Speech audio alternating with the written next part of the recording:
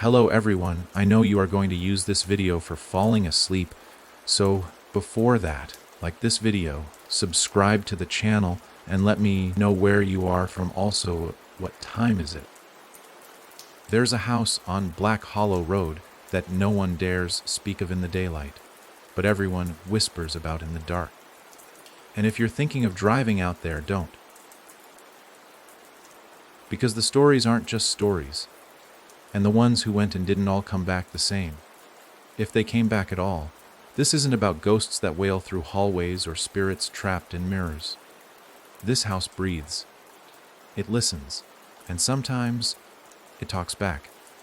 Before we get too far, you should know one thing. 10 years ago, a boy named Callum McBride vanished inside that house.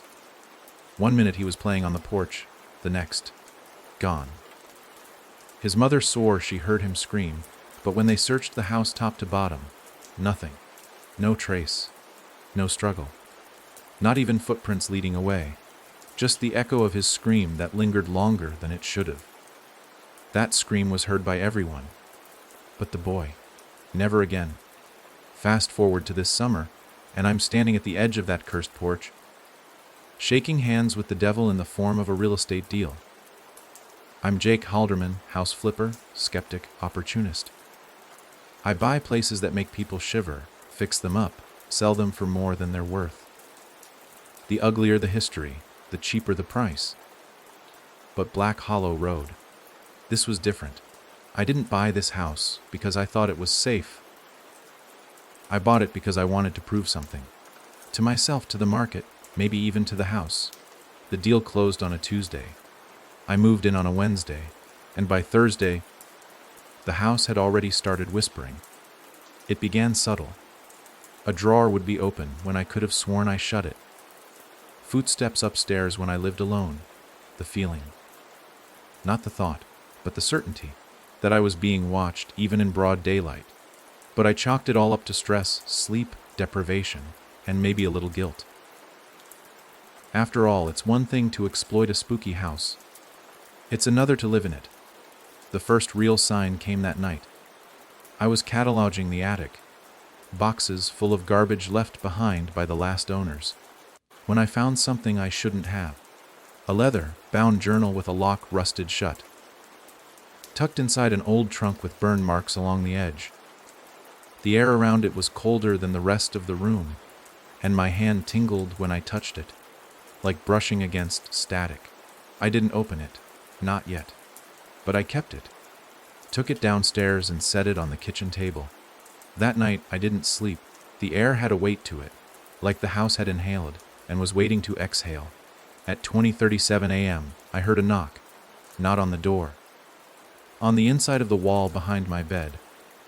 You ever hear a knock so out of place, so absurd, your brain doesn't even process fear right away? You just freeze. Wait for logic to explain it away. Pipes, wind, settling, anything. But this wasn't a creak or a thump. It was a knock. Deliberate. 3 times. I didn't move. Not until morning. By daylight I told myself it was a mouse. Or old wood. Maybe even a weird dream. But I checked the wall. No gaps. No pipes. Solid. I pressed my ear to it. Silence. The next night, the knocking returned. Same time. Same spot. 3 knocks. Then, a pause, then 3 more, louder. I grabbed a flashlight, heart hammering, and followed the sound. That wall backed into a narrow hallway, one I hadn't finished clearing yet. The wallpaper peeled in long strips, revealing water stains beneath. The smell of rot clung to everything, despite no sign of mold. At the end of the hall, a sealed door. Not locked. Just nailed shut. It hadn't been on the floor plan. I didn't open it. Not yet. But I marked it, drew an X in chalk and promised myself I'd come back with tools. That was mistake number 1. The house doesn't like promises. The 3rd night, I woke up to the sound of my name, whispered, soft but clear, from the same wall, from inside the wall. That's when I realized this wasn't just an old house with some bumps in the night. This thing knew me. I grabbed the journal. Maybe it held answers. I pried it open with a screwdriver, the lock brittle from rust. The pages inside were yellowed, the ink faded. but still legible. And the first entry. If you are reading this, the house already has its eyes on you. Do not stay. Do not sleep here. Do not feed it your attention. The words chilled me more than the draft blowing through the broken windows. I flipped through the pages, reading entries from someone named Olivia Dane, dated back to 1971. She spoke of the house shifting at night, doors changing places, rooms rearranging. Whispers calling out from drains and floorboards. Her handwriting grew more erratic with each page, as though the more she wrote, the less she trusted herself. In one entry, she said the house learned you, that it used memories, regrets, secrets. And then I found the name, Callum McBride. She wrote, the boy was taken because he knocked back. That's how it begins. You knock, it knocks. You listen, it speaks. You speak, it enters. I dropped the journal. It hit the floor with a heavy thud, louder than it should have been. That night, I didn't sleep in my bed. I stayed downstairs, TV on for noise, lights blazing. But the knocking found me anyway, not in the wall, in the ceiling, then the floor, then right behind the couch. The house was moving closer. I stood, turned slowly. No one there, but the lights flickered, and for a second, I saw something in the hallway mirror. A shape, not quite human, not quite shadow. I smashed the mirror that morning. On the 5th day, a local showed up, an old man named Harold Graves. Said he worked on the house years ago. Before the last renovation crew walked out halfway through, I asked him why they left. He said, because one of them started talking to the wallpaper. I thought he was joking, until he said her name. Olivia Dane. I asked him if he knew her. He said she'd disappeared. Left a note that said, it's listening now. I can't talk out loud anymore. No one's seen her since. I showed him the journal. His face drained of color. Where did you get that? He asked, voice barely above a whisper. In the attic, I said. He shook his head. That's not possible. We boarded up the attic in '84. No one's been up there since, but I had. That night, I dreamed of a boy with no eyes, just skin stretched tight over sockets. He stood at the end of my bed, holding a dead bird, whispering, I gave it a gift. What will you give? I woke with scratch marks on my arms. Not deep, but real. And the journal, it was open to a page I hadn't seen. If it touches you, it can find you in your dreams. And if it finds you in your dreams, it can feed. I tried to leave the house the next morning, packed a bag, grabbed my keys, opened the front door, and the world outside was wrong. The sky looked the same, the driveway was there, but the air was too still. The birds weren't chirping. The road didn't stretch where it should. It looped. Like a picture painted by someone who'd never seen the real thing, I stepped back inside, slammed the door, and the house laughed, not out loud, not in sound, but in feeling, like a pressure behind my eyes, a cruel glee. It had closed the trap. I was inside now, not just the house, but whatever was the house. And then the phone rang, the landline, old, dusty. I didn't even know it was plugged in. I picked it up. Hello. A child's voice whispered. You knocked back. The line went dead, and the walls began to breathe. The house didn't return to silence after the call. It settled into something worse. A stillness thick with anticipation, like the breath before a scream. I didn't move for nearly a minute after the voice on the phone whispered those words. You knocked back. They rang in my ears like a warning and a sentence all at once. I looked at the receiver in my hand as if it might explain something, maybe even apologize. But it was cold, and it was dead, and the line was as lifeless as the boy's voice. There was no going back now. I tried to leave again. Same results. The world outside the front door looked like a movie set caught mid-freeze. Wind didn't blow. Trees didn't sway. There was light, sure, but it felt artificial, as if the sun wasn't shining but merely placed in the sky, staring down without warmth. I walked a full loop around the house and found myself back at the same broken porch steps, no matter which direction I chose. I even marked a tree with my keys. When I returned, it had two identical markings, like it had been waiting for me, watching me. I was trapped, and it wasn't just by walls and locked doors. The house had changed the rules. Inside, the air felt thicker, like breathing through soaked fabric. I started noticing things that hadn't been there before. Pictures on the walls I didn't hang. Photos of people I didn't know. A woman in a wedding dress with her face scratched out. A child standing in front of a well, eyes wide with terror. And always the background. The house, but older, rawer. Before renovations, before electricity, before time smoothed the edges. The walls had begun decorating themselves. And then there was the door. The sealed one at the end of the hallway, the one I marked with chalk. The X was gone, replaced with something else. Scratches, deep, jagged, claw-like, not nails, not hands, something else. It had tried to get out, or in. I stood there for a long time, staring at the door, heart pounding like a war drum. Every fiber in my body screamed not to open it, not even to touch it. But I was beyond caution. Curiosity wasn't just a spark anymore, it was a fire burning away reason. And fear, real, primal fear, had started to feel like the only thing I could trust. So I pried the nails loose.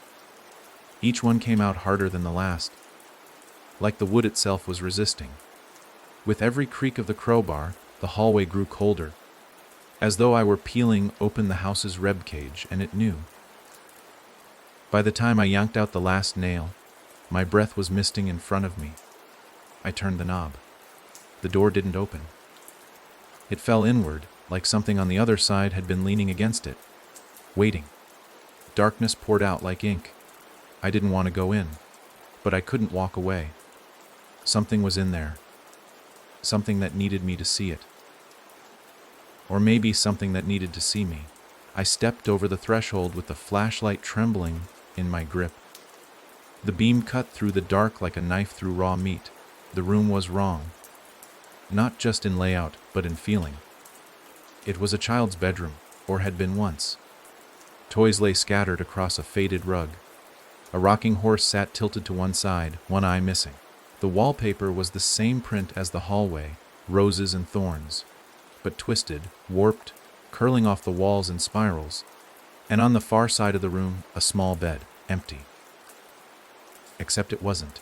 There was a shape beneath the covers. I told myself not to move closer. But my feet didn't listen.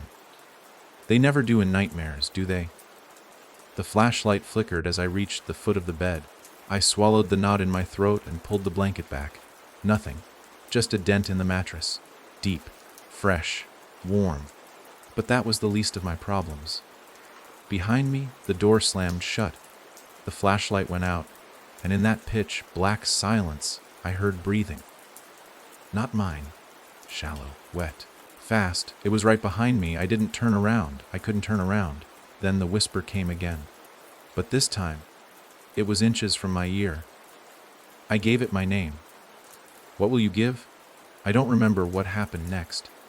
Only that I woke up in the hallway, face down, nose bleeding. The door was sealed again, just as before, nailed shut with fresh iron. I hadn't done it. I couldn't have. And the crowbar I'd used, gone. The house had put the lid back on its secret, but now it had my scent. And I had been inside. From that day on, the house grew bolder. The knocks became footsteps. The whispers became voices, ones I recognized. My sister, who died in a car crash when I was 13. My father, who used to whisper to himself at night before he put the barrel of a shotgun in his mouth. The house wasn't just watching me now, it was studying me, repeating things it had no right to know. One night, I walked past the mirror in the upstairs hallway, the one I hadn't smashed, and saw my reflection smile when I didn't. It winked. I smashed that one too, but they kept reappearing. Not the same ones, not even in the same spots, but always mirrors. The house wanted me to look. I started hearing a name in the whispers, over and over. Lydia. At first, I thought it was a trick, something meant to confuse me. But the more I heard it, the more I remembered something I'd tried to forget. A name I hadn't spoken in years. Lydia Monroe. She was my first real girlfriend. We were 17. She disappeared during a camping trip. Her tent was zipped from the inside. Her shoes were still there, but she was gone.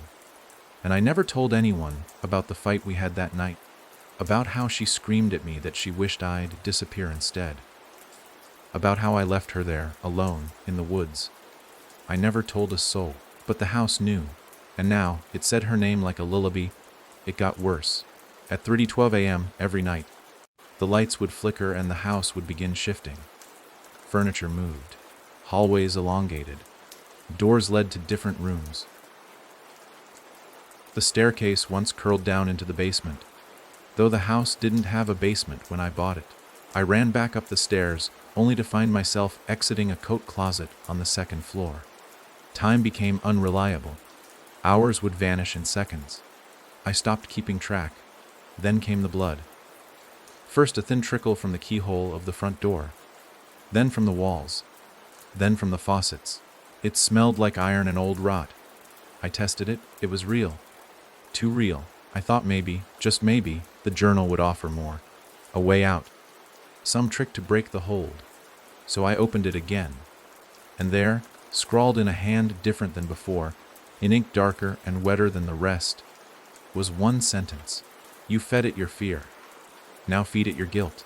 And below that, as though written by a different person altogether, just one word: Z. Lydia. That night I lit a fire in the living room and burned the journal, or tried to. It didn't catch. Not even a corner. The pages blackened. But the flames refused to eat it. That's when I realized the truth. I hadn't brought the journal in. The house had given it to me. I was never the owner. I was the invited. A knock at the door startled me, something that hadn't happened in days. I ran to it, threw it open, and standing there was Lydia, pale, silent, smiling with blood-red eyes. I found my way back, she said, her voice layered with others. Children. Men. Women. All speaking through her. She stepped forward. I stepped back. The house let her in.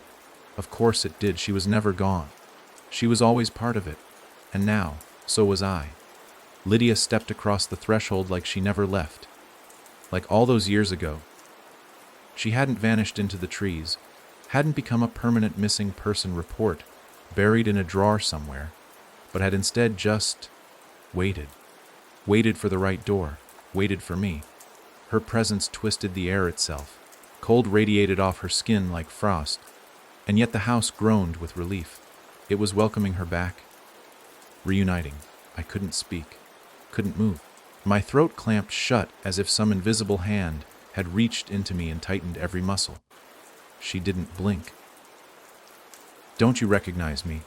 Jakey, she asked. Her voice was soft, too soft, like something whispering beneath water. I came back. For you. Her smile didn't reach her eyes, or whatever was left of them. They were cloudy and gray now, unfocused but aware, if such a thing were possible. She tilted her head, the way she used to when teasing me. Only now the gesture felt corrupted, like a memory forced through a funhouse mirror. I backed away, one slow step at a time, unsure whether she would follow. She didn't. Not yet. She just stood there, staring, as though waiting for me to say something. As though the house demanded it. Behind her, the open doorway showed only black.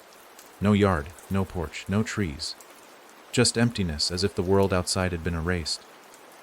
The house had closed itself again, and whatever this version of Lydia was, it had let her through. I whispered her name like it might break a spell. Lydia. She took another step inside.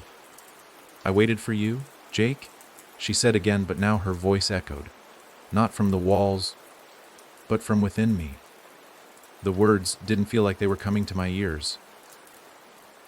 They felt like they were drilling into the space between my ribs. I staggered backward and grabbed the nearest object, an old iron poker I'd used to prop open windows.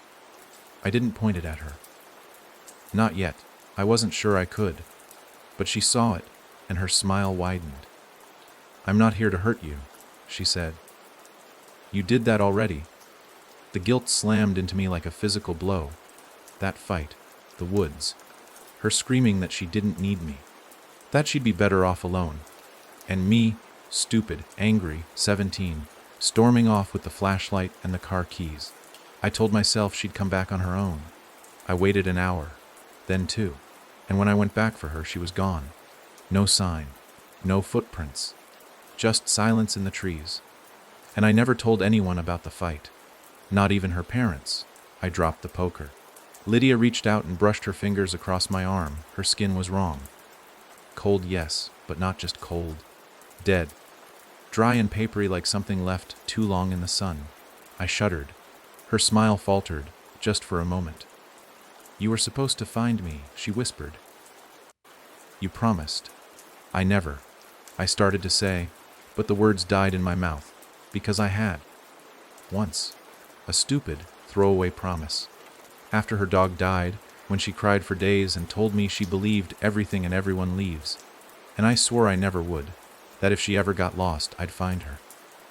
Always. The house remembered. And now it was calling in that promise. I turned and ran. Not because I was brave, but because I couldn't take another second of that voice, that stare, that impossible presence.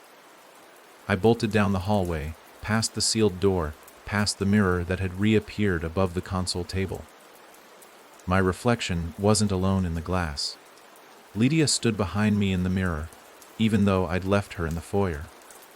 I smashed it again, bleeding my knuckles. But the shards still showed her face.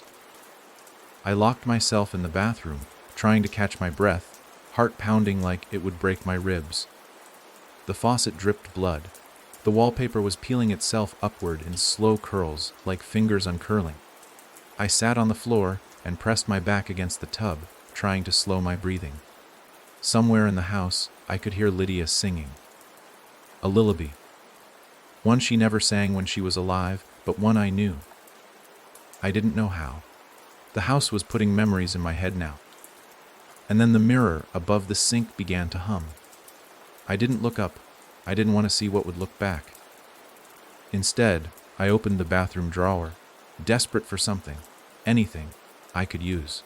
And tucked in the back, beneath a brittle washcloth, was a cassette tape. No label. Just a strip of old masking tape with the words, D.O. Nout, P.L.I., written in trembling handwriting. I stared at it for a long time. Of course I played it. There was an old cassette player in the hallway closet. One I had no memory of bringing into the house. It just appeared, like the house wanted me to hear what was on the tape, like it had left a message for me from itself.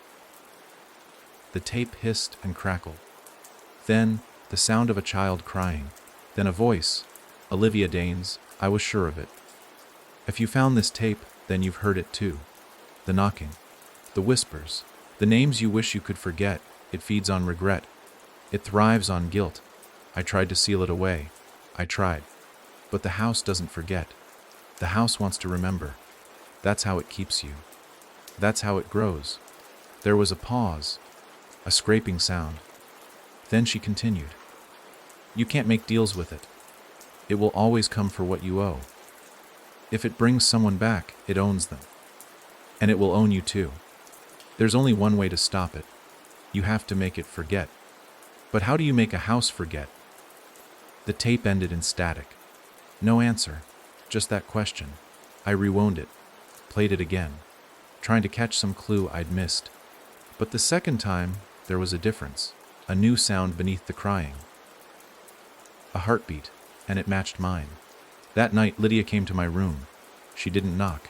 She didn't speak. She just stood there at the foot of my bed, her head tilted, her eyes wide and unblinking.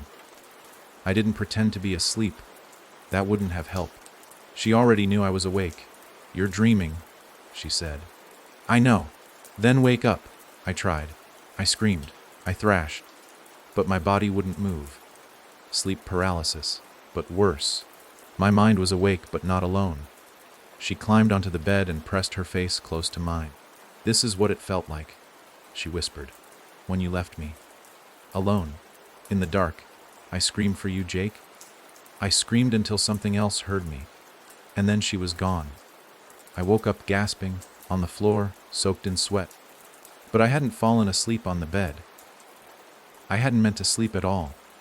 The house had made me. There were handprints on the sheets, too small to be mine, too perfect to be accidents. From that day forward, Lydia followed me wherever I went in the house. Never touched me, never attacked, just watched, like a tether, or an anchor. And every time she whispered my name, the house tightened, the air thickened, my chest got heavier. I realized something then. I wasn't living in the house anymore. I was feeding it. Every regret, every memory, every moment I wished I could undo, it devoured it all. And Lydia, she was its mouthpiece. But if Olivia's message was true, there was a way to stop it. I just had to make it forget. But how do you erase memory from something that only exists to remember? That's when the knocking returned. But this time, it wasn't from the wall, or the ceiling, or behind my headboard. It was coming from inside the mirror, and the voice that followed wasn't Lydia's. It was mine. The voice that came from the mirror wasn't just mimicking me. It was me, perfectly matched. Same cadence, same inflection. As if the house had taken something from inside my head, cracked it open, and now wore it like a skin. I stood frozen in front of the mirror in the upstairs hallway, heart hammering, fists clenched. My reflection moved just a second out of sync, smiling when I didn't, raising a hand I hadn't moved. The lights above flickered, and for a moment, everything else faded. The hallway, the walls, even the air. There was only the mirror, only me, or something that thought it was me. "Jake," it said with a grin far too wide, "how long are you going to keep lying to yourself?" I didn't answer. I couldn't. The reflection tilted its head and continued. "You think this place wants to hurt you? No. That's the part you don't understand. It wants you to stay. It needs you. Just like she does. Lydia." Even hearing the name in my own voice made my skin crawl. The reflection leaned in closer. "You made her a promise. Now you've both come back. It's poetic, really." I shook my head. "You're not real." It laughed. A perfect replica of my laugh, but twisted. Mocking. "If I'm not real, then why are you shaking?" I forced myself to back away. I didn't turn around, not yet. Something told me if I turned away from it too soon, it would step out of the mirror and follow. I didn't know if that was a rule or just fear whispering nonsense. But I trusted it all the same. One slow step. Another. My reflection stayed put, grinning. Its eyes never blinked, never moved, just fixed on mine. And then, just as I reached the stairwell, it spoke again. Quiet this time. Almost gentle. "You're going to have to give something up if you want to leave." The lights above me blew out, one by one. I bolted down the stairs in the dark. The house had rules, even if it never said them aloud. It had rhythms, patterns, signals. But now it was shifting, not just physically, but emotionally. The sense of hunger I'd felt before, knowing, passive, had sharpened, turned deliberate. It didn't just want me trapped, it wanted me broken. The kitchen had changed again. Cabinets I hadn't installed. Pictures of families I'd never seen before hung neatly on the walls. A child's drawing sat pinned to the fridge with the name, Callum, scrawled at the bottom in shaky crayon letters. The boy who went missing. The one the house had taken first. But now he was leaving me messages. The drawing was of the house. Simple, boxy, childlike. But what chilled me was what stood beside it. A figure. Too tall, too thin.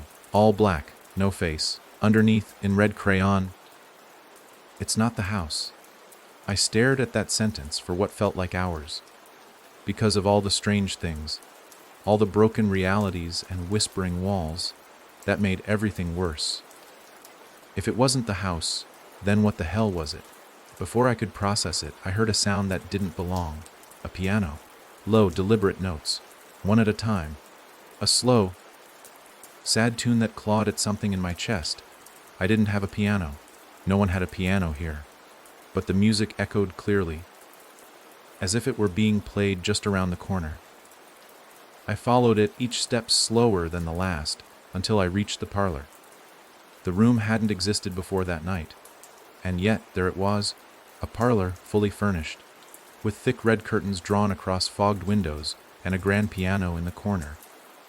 Sitting at it, back to me, was Lydia. Her fingers moved across the keys with perfect familiarity, her posture calm. Her hair just the way it used to fall across her shoulders. But the notes were wrong. They weren't just music. They were memories. Every note pulled something loose inside me. A forgotten moment. A wound I'd buried. Her laugh echoing through the trees that last night.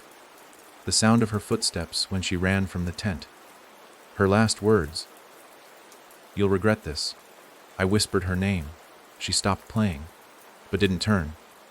"I didn't want to stay," she said. Her voice sounded almost human now. I tried to leave. I begged it. But it wouldn't let me go until someone took my place. My blood ran cold. "Is that what this is? A trade?" She nodded once. Still didn't look at me.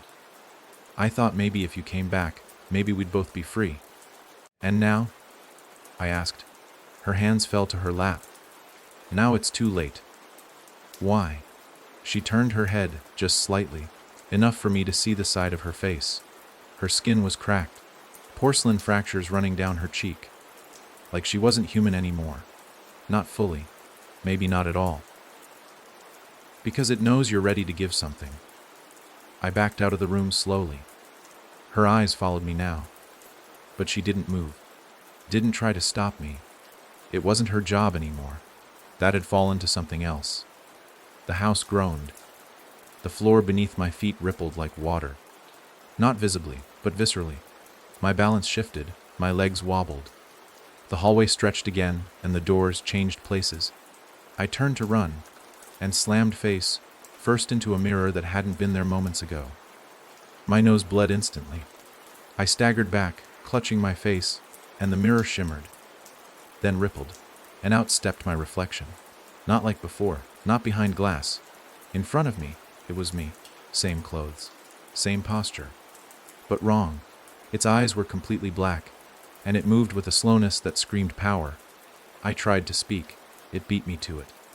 "Do you want to know what it wants?" it asked. I shook my head, trembling. "No," it smiled. "You already know." And then it lunged. I ran. Slammed through doors, turned corners, tore down stairwells that shouldn't have existed. The house spun around me, reconfiguring like a Rubik's Cube of dread. But somehow, through the chaos, I ended up back in the attic. Of course I did. That's where it all began. The journal was back, not on the floor where I left it, but placed neatly on the small table in the corner. Open, as if waiting. I picked it up with shaking hands. The page was blank, save for one sentence. "Write what you regret most." I stood there, frozen. My hand moved before I could stop it. And I left her. The moment the words hit the page, the attic door slammed shut behind me. Chains rattled. And from the dark corner across the room, something began to crawl out of the shadows. It was Callum, or what was left of him. But that wasn't the worst part. He was smiling. Callum's smile wasn't the kind a child wears when he's playing a game or sees someone he trusts. No, it was the kind of smile you see carved into old dolls, stiff and wide and wrong, like it was stitched onto his face long after the soul had left the body.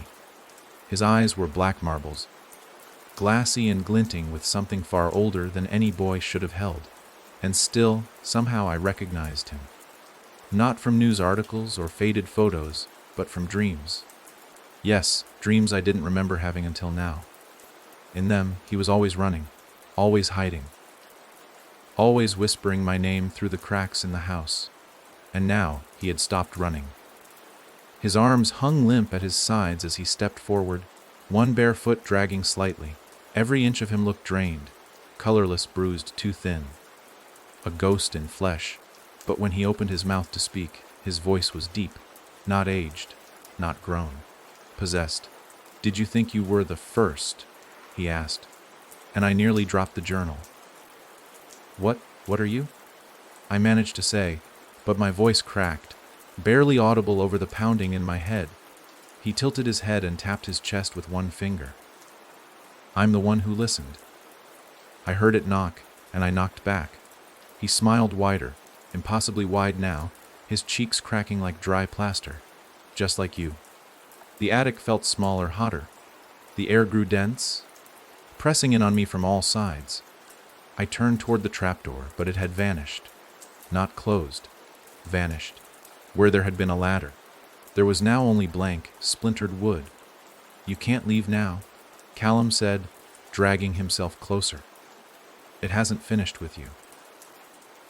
The journal, still in my hand, vibrated suddenly.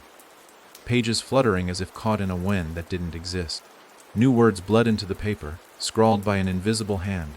"He stayed too long. Will you?" And below that, in larger, darker letters, "Thehoc Niviar Fargeets WDTT." I dropped the journal, and it landed with a dull thud beside Callum's feet. He looked down at it, then back at me. "You fed it guilt," he whispered. "But it's hungry again." I wanted to scream, to shove past him, to claw through the wall if I had to. But I couldn't. My legs didn't listen. My lungs barely worked. The house wasn't just playing games anymore. It was feasting. Every regret I'd buried. Every secret I'd sworn to take to my grave, they weren't just memories here. They were currency. And I was going broke. "You know what it wants," Callum continued. "It doesn't want wood, or walls, or ghosts. It wants stories, the ones we hide. The ones we bury so deep we forget they ever happened. But it doesn't forget." I clenched my fists. "Then why did it keep you? Why not just take you and be done with it?" Callum chuckled. A sound so cold it left frost in the air. "Because I didn't have enough to give. I was just a child. But you've got more." He took another step forward, and I backed into a corner, heart beating so fast I thought it would tear through my ribs. "What do you want from me?" "I'm not the one who wants anything," he said. "I'm just the messenger." And with that, he collapsed. Right there, limbs folding like paper, face smacking the floor with a sickening thud. His body twitched once, then stilled. I stepped forward, cautiously, but before I reached him, the attic shifted. I don't mean it felt different. I mean the room changed. In a blink, the walls warped outward, as though stretched by invisible hands. The corners elongated, the ceiling pulled up, and suddenly I was standing in what looked like a cathedral of wood. Endless rafters above, the smell of rot heavy in the air. The floor beneath me turned damp, and the sound of whispering began again. Dozens of voices, maybe hundreds, all murmuring at once. Then the ground opened. Not all at once. Just a single line, splitting the boards beneath me, growing wider and wider. And from that blackness rose a hand. Not human. Long fingers. Too many joints. Nails like broken glass. It didn't reach for me. It offered something. A mirror. Cracked, fogged, and small. No larger than a dinner plate. But the moment I looked into it, I saw something I could never unsee. Not Lydia. Not Callum. Me. Sitting in a dark room, eyes hollow, mouth muttering nonsense. It was me after the house had finished. The reflection's skin sagged. Hair thinned. It was like looking at the future through a broken lens. I tried to look away, but my neck seized. My eyes stayed locked.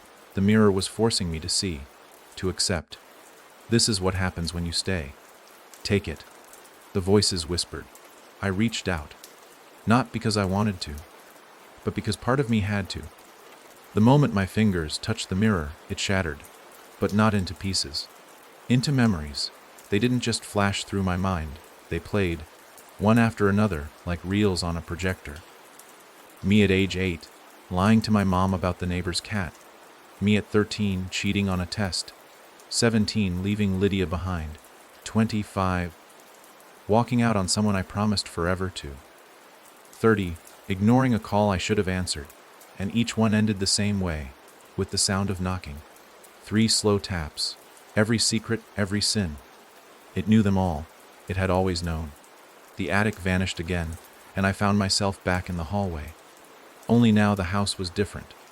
Colder, quieter, as if it had gotten what it wanted, at least for now.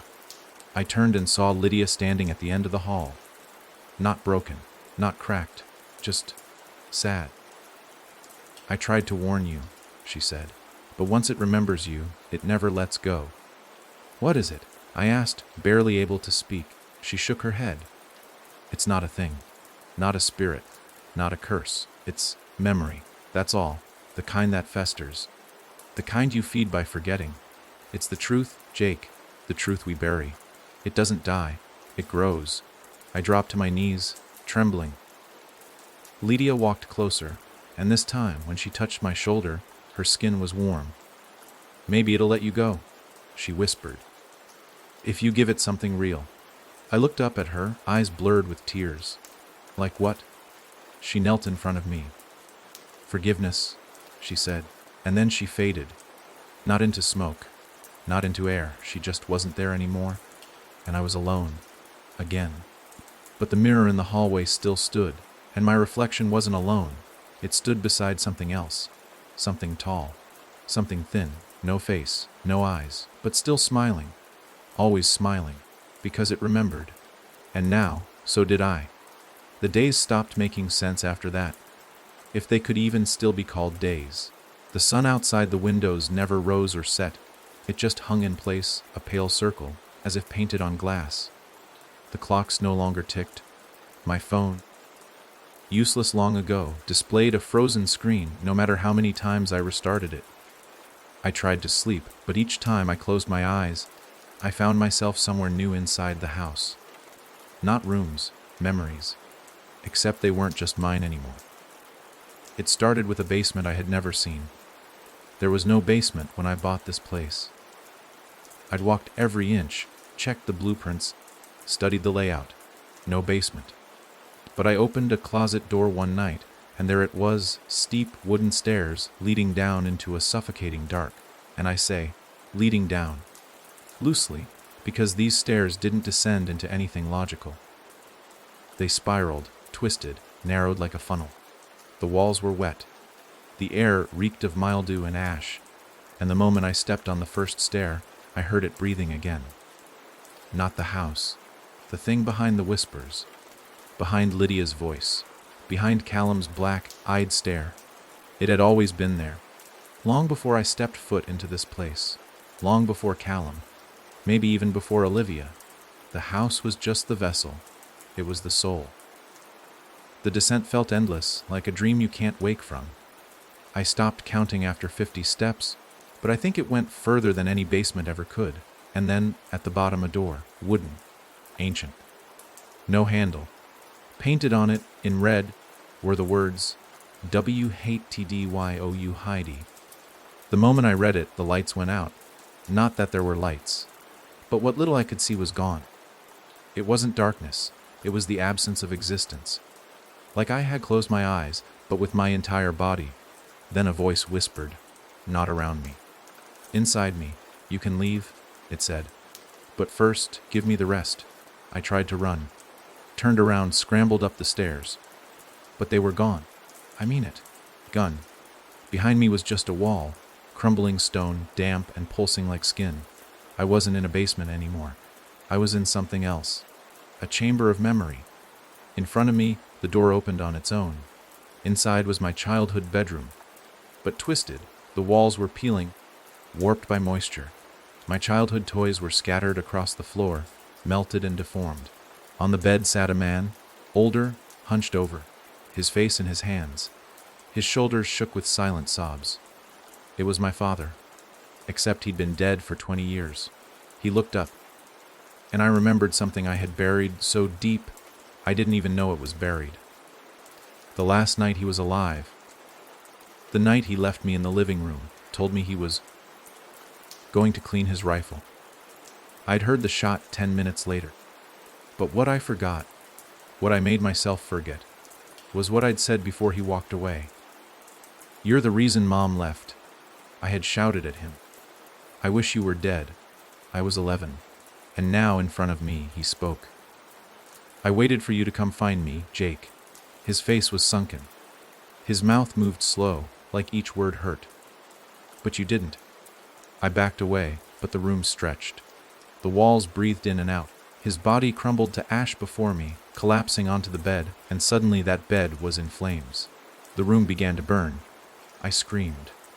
And then, just like that, I was back in the hallway, on my knees, coughing, shaking, cold sweat slicked across my back. The air was quiet now, still, but I knew better. It was thinking. This thing, this force, wasn't mindless.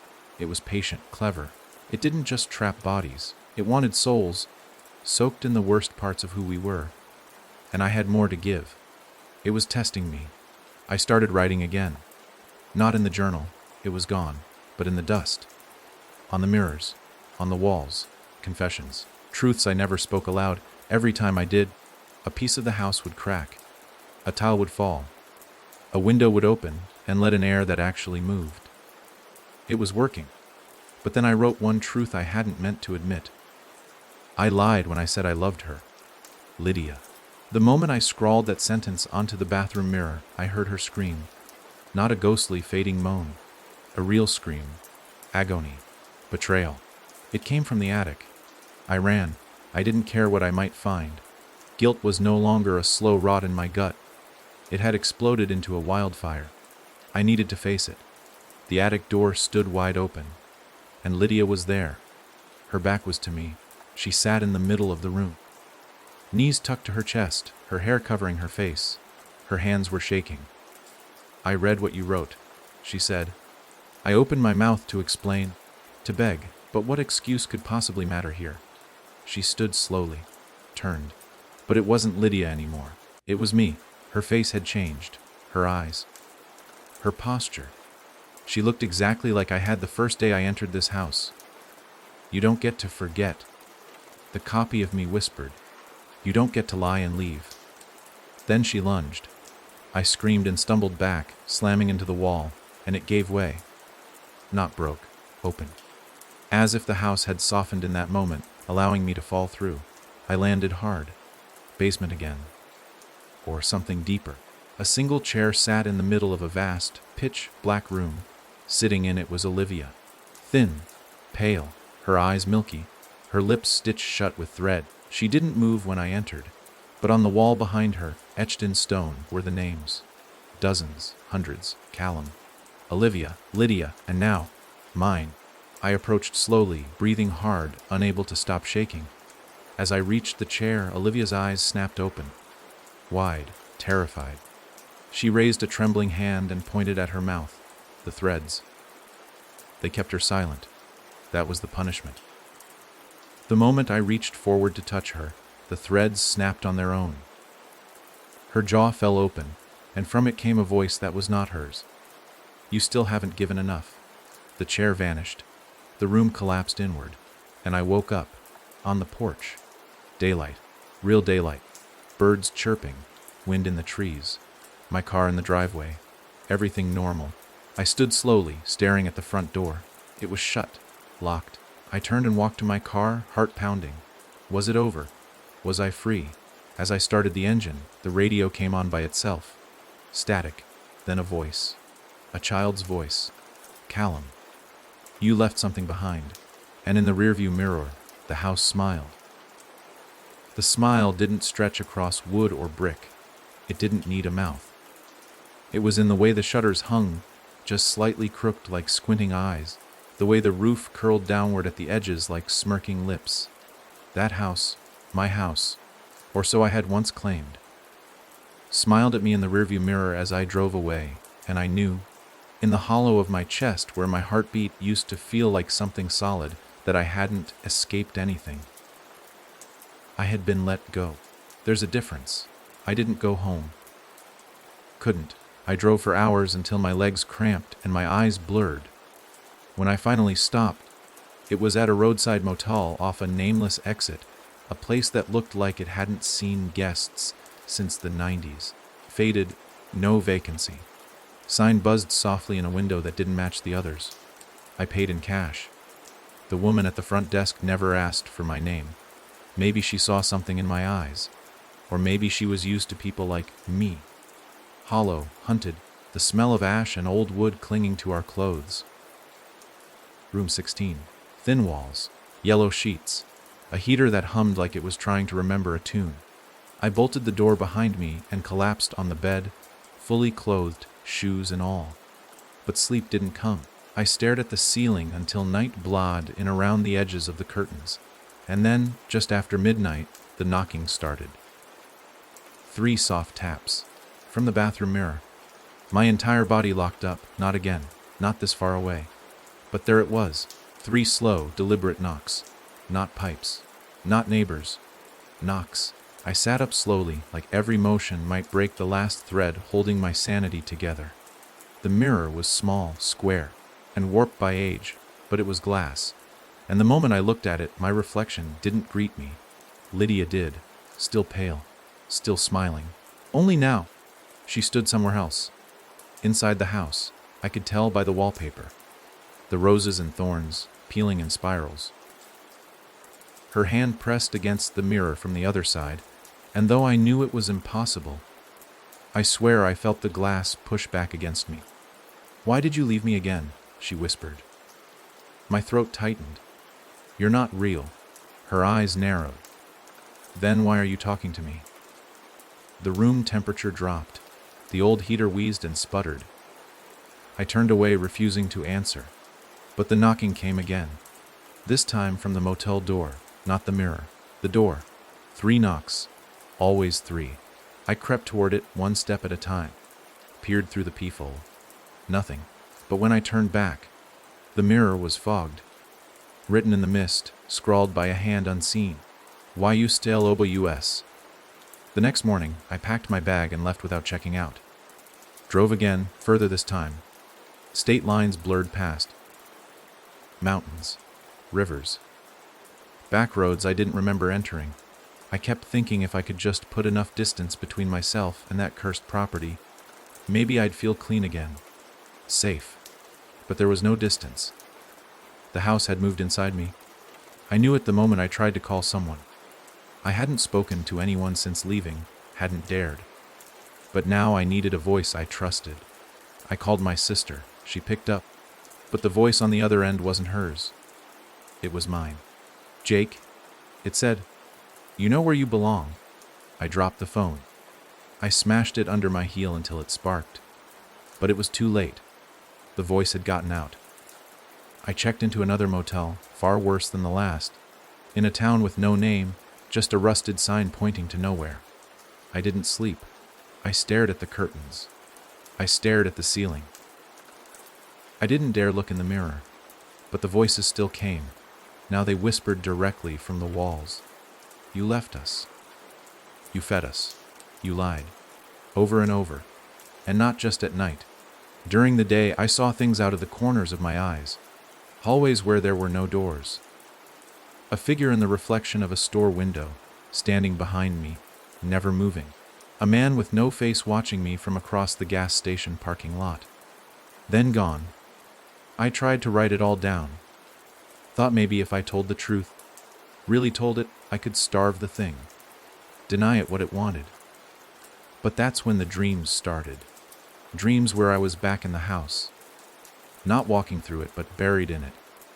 Inside the walls, I could feel the insulation against my skin. Feel the nails in the wood like bones pressing against me. I was trapped there, unable to scream. Watching through cracks in the floorboards as people moved above, unaware of me, unaware of what waited below them. And every time I woke, the house felt closer. Then, one night, I heard my name from the TV. No cable, no antenna, just static. But my name came through clearly, as if spoken by a weeping child. "Jakey." It was Callum. I don't want to be here anymore. I wanted to turn it off. But I couldn't. My legs wouldn't move. My hand refused to obey. And then the screen changed, static pulling apart like curtains, revealing an image behind it. Me. Sitting in the house. Eyes dark, mouth sewn shut. I screamed. Threw the TV against the wall, but the image stayed, flickering across the broken screen. Then came the laughter. Not Lydia's. Not Callum's. Mine. I checked out the next morning. No plans, no map, just instinct. Drive, keep driving. But the roads were empty. The signs unreadable. I began to suspect I was circling the house, whether I knew it or not. And then I saw it. Middle of nowhere. On a road that shouldn't exist. Black Hollow Road. I hit the brakes. My hands were shaking. The house stood at the end, quiet and still. Exactly as I left it. Like it had been waiting. I sat there for a long time, watching. And then I realized something chilling. The car had turned itself. I hadn't followed the road.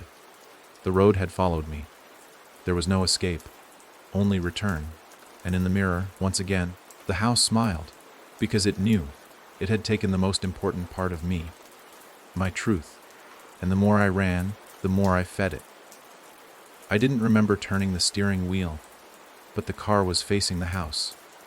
The tires had stopped spinning. The key wasn't in the ignition anymore, yet the dashboard lights blinked like the engine was waiting.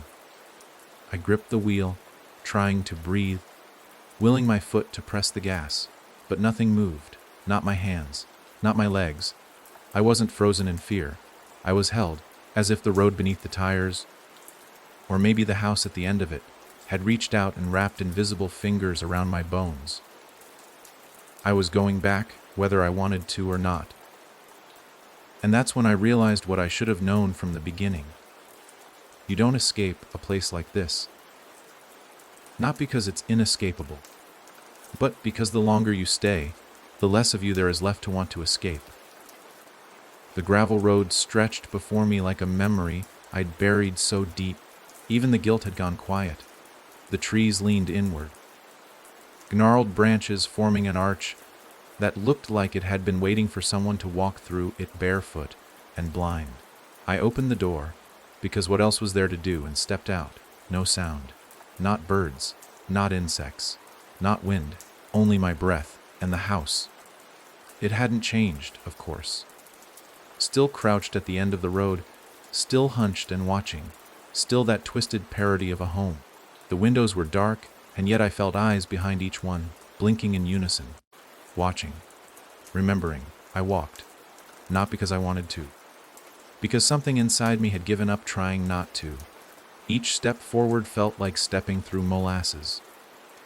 The air was thicker here, damp with the scent of earth and old secrets.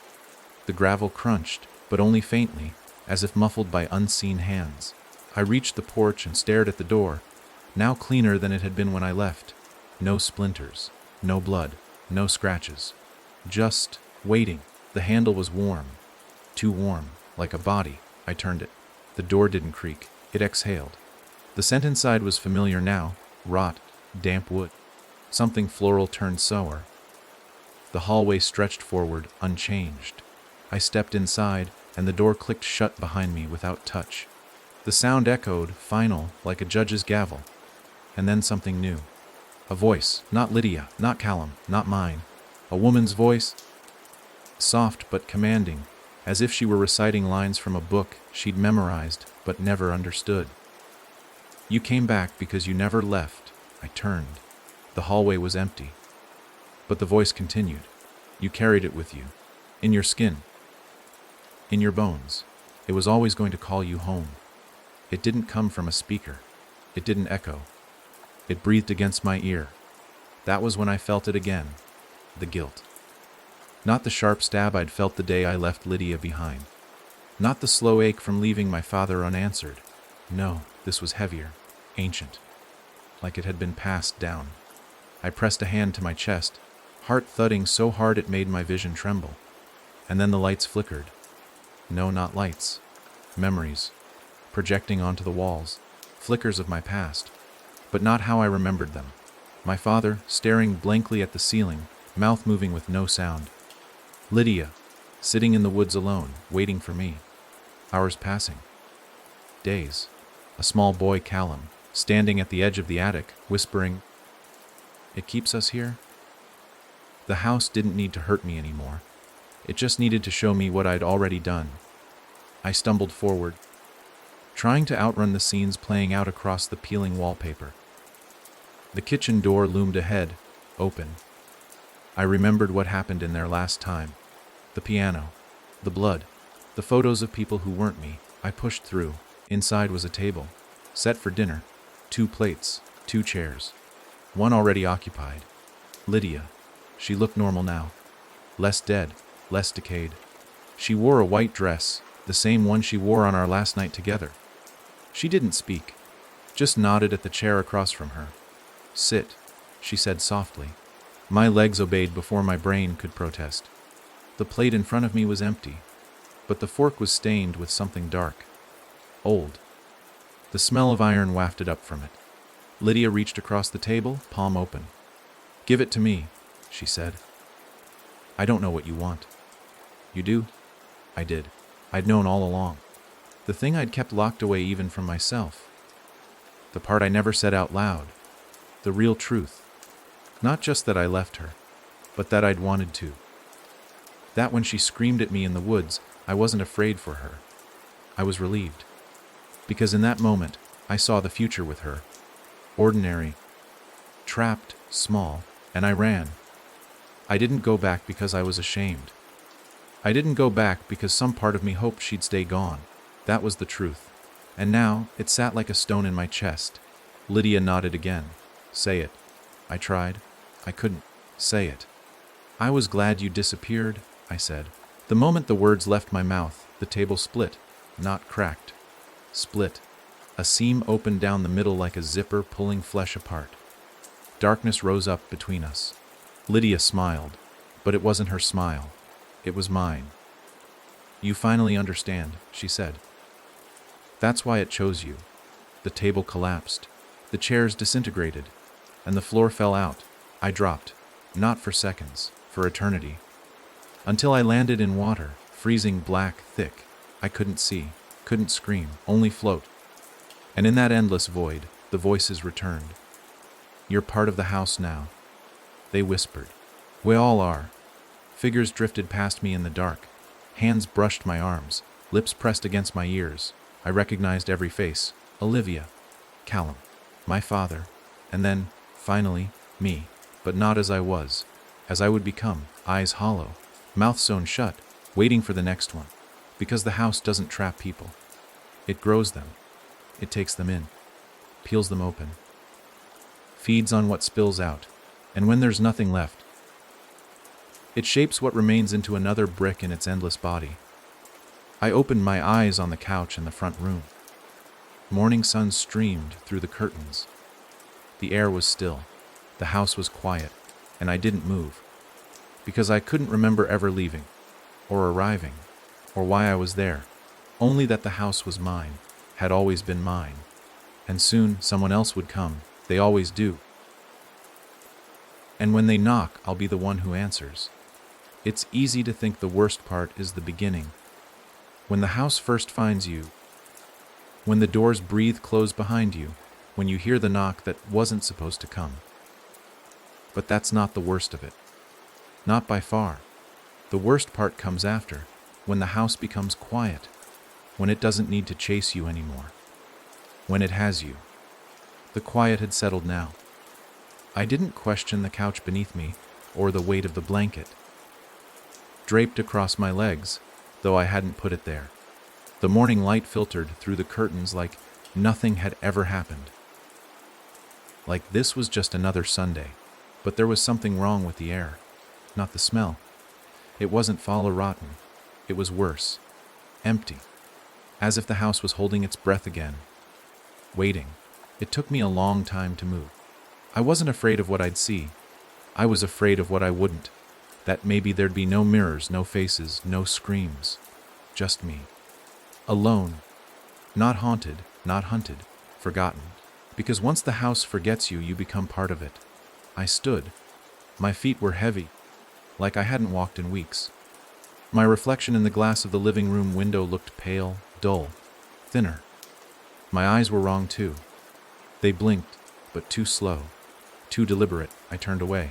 That's when I heard it faint.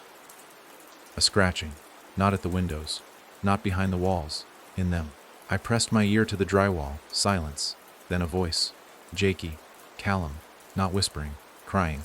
"Help me," he sobbed. It's dark in here. I staggered back. My heel caught on the edge of the rug and I fell. The floor felt soft. Too soft. Like it wasn't wood at all, but something alive. I scrambled to my feet and ran to the hallway.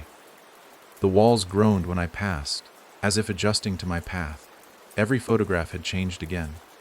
Now they showed me hundreds of me, staring back, some smiling, some crying, one bleeding from the eyes. In every single one, I was inside the house, never outside. I tried the front door, locked. But not with a key, with names. Engraved into the wood were dozens of names. Olivia, Callum, Lydia, and mine. carved deep, fresh. I didn't scream, not this time. Instead, I walked to the kitchen where the air was colder and opened the drawer where the journal used to be. It was back, of course it was. But now, it had no pages. Only a mirror inside. I saw my face. And behind it, movement, not reflection. Something inside the mirror, a hallway, one I didn't recognize. But the walls looked like these, just rotted, blackened, as if time had peeled them open. Then a figure, small, Callum. He walked down the hallway, barefoot, dragging his fingers along the wall. Then he stopped, turned, and looked right at me. Why did you leave me here? The mirror cracked. I slammed the drawer shut. This house wasn't just showing me memories.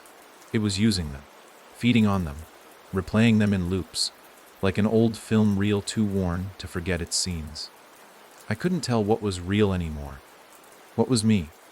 What was it pretending to be me? Because now, when I blinked, I saw things behind my eyelids. Rooms I hadn't entered, doors I hadn't opened, a woman I didn't recognize, screaming, tied to a chair, begging for someone to remember her name, and I did know it. A name I hadn't thought of in years. My aunt, Margaret, died in a house fire. No one found her body. Because there wasn't a body. Because it wasn't a fire. It was this house. I dropped to the floor, palms pressed against the wood that pulsed with heat and memory. It had always been here, longer than the stories, longer than the blueprints. A structure that moved through names, through people, through places, wearing them like skins. And it was growing, with each secret, each regret, each sin we pretended didn't belong to us. I crawled to the wall and began tapping. 3 knocks. The air went still. The wall replied. 1 knock, then silence. Then, 2 more. I stared at the paint as it began to bubble. A message surfaced through the layers. Don't let it finish. I don't know if Callum wrote that, or Lydia, or someone else trapped in this place. Maybe someone who used to be me. But I understood what it meant. The house didn't just want my memories. It wanted my identity, my will. It wanted to write its own story using my voice. And if I stayed silent long enough, it could. I forced myself up, went to the bathroom, faced the mirror. This time, it wasn't fogged. It showed me standing behind myself, holding a knife, smiling. I reached for the light switch. It didn't turn on. The reflection did anyway. Light flooded the mirror. The rest of the room stayed dark. Then the reflection stepped forward, pressed its hand to the glass, and mouthed something I couldn't hear. I leaned in, closer. It moved faster than anything should. The glass didn't shatter, but my forehead split open. Blood hit the sink. I reeled backward, vision spinning. But I saw it clearly. Me. On the other side. Trying to get out, or trying to take my place. I ran again, though I didn't know where. This wasn't a house anymore. It was a maze of selves. Every version of me that ever hated, or hurt, or forgot someone, they were here. Alive. Watching. Waiting for me to choose which one to become. And I knew, if I didn't fight, the house would. It would pick for me. It already had. And next time the door opened, it wouldn't be me walking out. It would be the thing I left behind to rot. There was no more pretending, no more thinking I could reason with this place or wait it out like a storm. The house didn't have storms. It was the storm. It moved in pulses, in moods. One moment calm and quiet, the next, trembling with rage, shaking through the walls like an animal clawing to get out. But the worst part wasn't the noise. It was the waiting, the way it could go still for hours, even days, letting you believe the worst was over. Then, just when your guard dropped, it opened something. A door that didn't exist yesterday, a whisper from someone who should have been dead, a version of yourself staring from behind glass. That was the house's real trick, not fear, not death. It wore your memories like masks and waited until you believed in them. This time, the house was quieter than it had ever been, the kind of quiet that pushes in behind your ears. I wandered the hallway, but it was different now. Longer, dimmer, and not just physically, emotionally. It felt like walking through my own regret. The wallpaper had started to peel itself off the walls, revealing what looked like veins, dark, pulsating vines stretching beneath the surface, not painted, alive. They beat in rhythm, with my heart. At first, I thought it was a coincidence. But when I held my breath, they paused. And when my chest heaved again, they throbbed faster. They were feeding on me. I don't remember choosing a door. I just remember opening one. And behind it was her. Lydia, but not the ghost. Not the thing with cracked skin and dead eyes. This was her as I remembered her. Warm, vibrant, alive. She stood in the center of a living room I didn't recognize, wearing the old hoodie I used to steal from her dresser. Her smile was soft, forgiving. "I was waiting for you," she said. I didn't move. I knew it wasn't real. Had to be. But my chest ached all the same. "You don't belong in this place," I whispered, her head tilted slightly. Neither did I. I tried to back away, but the door was already gone. Walls shifting, floor stretching. The room smelled like pine needles and burnt toast, familiar, comforting. My old apartment. The one we shared for 3 months before everything fell apart. Except we never had a fireplace, or a clock that ticked backwards, or shadows that moved before the people casting them. "Jake," Lydia said gently, "this is your last chance." "To what?" "To stay with me." Her voice cracked on the last word. That crack undid me more than any scream ever could. It reminded me of the night I left, when she'd cried on the floor, begging me not to go. Back then, I told myself it was temporary, that I needed space, that I'd come back. I never did. Now she was here, reaching for my hand, and I almost took it. I almost let go. But then I saw it, just behind her, barely visible, a seam in the wall, a flap of skin, a curtain of flesh, and behind it, eyes, dozens, watching, waiting. Lydia followed my gaze. Her smile didn't falter. "It has to look like a choice," she said. "Otherwise it doesn't count." I ripped my hand back and ran. The room didn't end. It just unraveled. The walls peeled themselves apart like wet paper, and behind them, nothing, just noise. Screaming, scratching, crying. My own voice bouncing in from different directions, different decades. Me at 6, crying over my dog. Me at 15, begging my mother to come back. Me at 30, whispering into an empty phone, "Please just answer." I ran blind through the storm of sound and emotion, until the ground disappeared beneath me. And I fell again. When I landed, the world was quiet once more, but not empty. I was in a room I hadn't seen before. Stone walls, no windows, just a single door. Unlike every other door in the house, this one looked untouched. No rot, no cracks, just perfect wood. Carved into the surface was a message. "This door doesn't open, it remembers." I reached for the handle. It didn't turn. Instead, the door pulled me forward, not with force, but with a weight, a pressure. My forehead pressed to the wood before I could stop it. And when it touched, I saw everything. Not just the house, the thing inside it. It had always been here. It wasn't a demon or a ghost. It wasn't even evil, not in the way we understand it. It was remembrance. Pure, unfiltered remembrance of every wrong, every broken promise, every betrayal whispered instead of confessed. It was a thing born from the rot people leave behind when they lie to themselves. It didn't trap people. It collected them. Not out of malice, but hunger. It lived in the space between what we say and what we mean. between what we do and what we feel. And once it found a person with enough to feed it, it wrapped around them like a second skin. People didn't disappear into the house. They merged with it. Olivia, Callum, Lydia, me. We weren't its victims, we were its voice. The door pulsed against my head. My nose bled. My ears rang. And then, a whisper, not from the room, from inside me. Let me out. I tore myself away and ran. Down the hallway. Through the rooms. Every wall blood names now. Mine first. Then others I didn't recognize. Hundreds. Thousands. And above them all, one name scratched in fresh wood. Not a person's name. The house's. Regret. That's all it was. A place built from sorrow so deep, no one dared speak it aloud.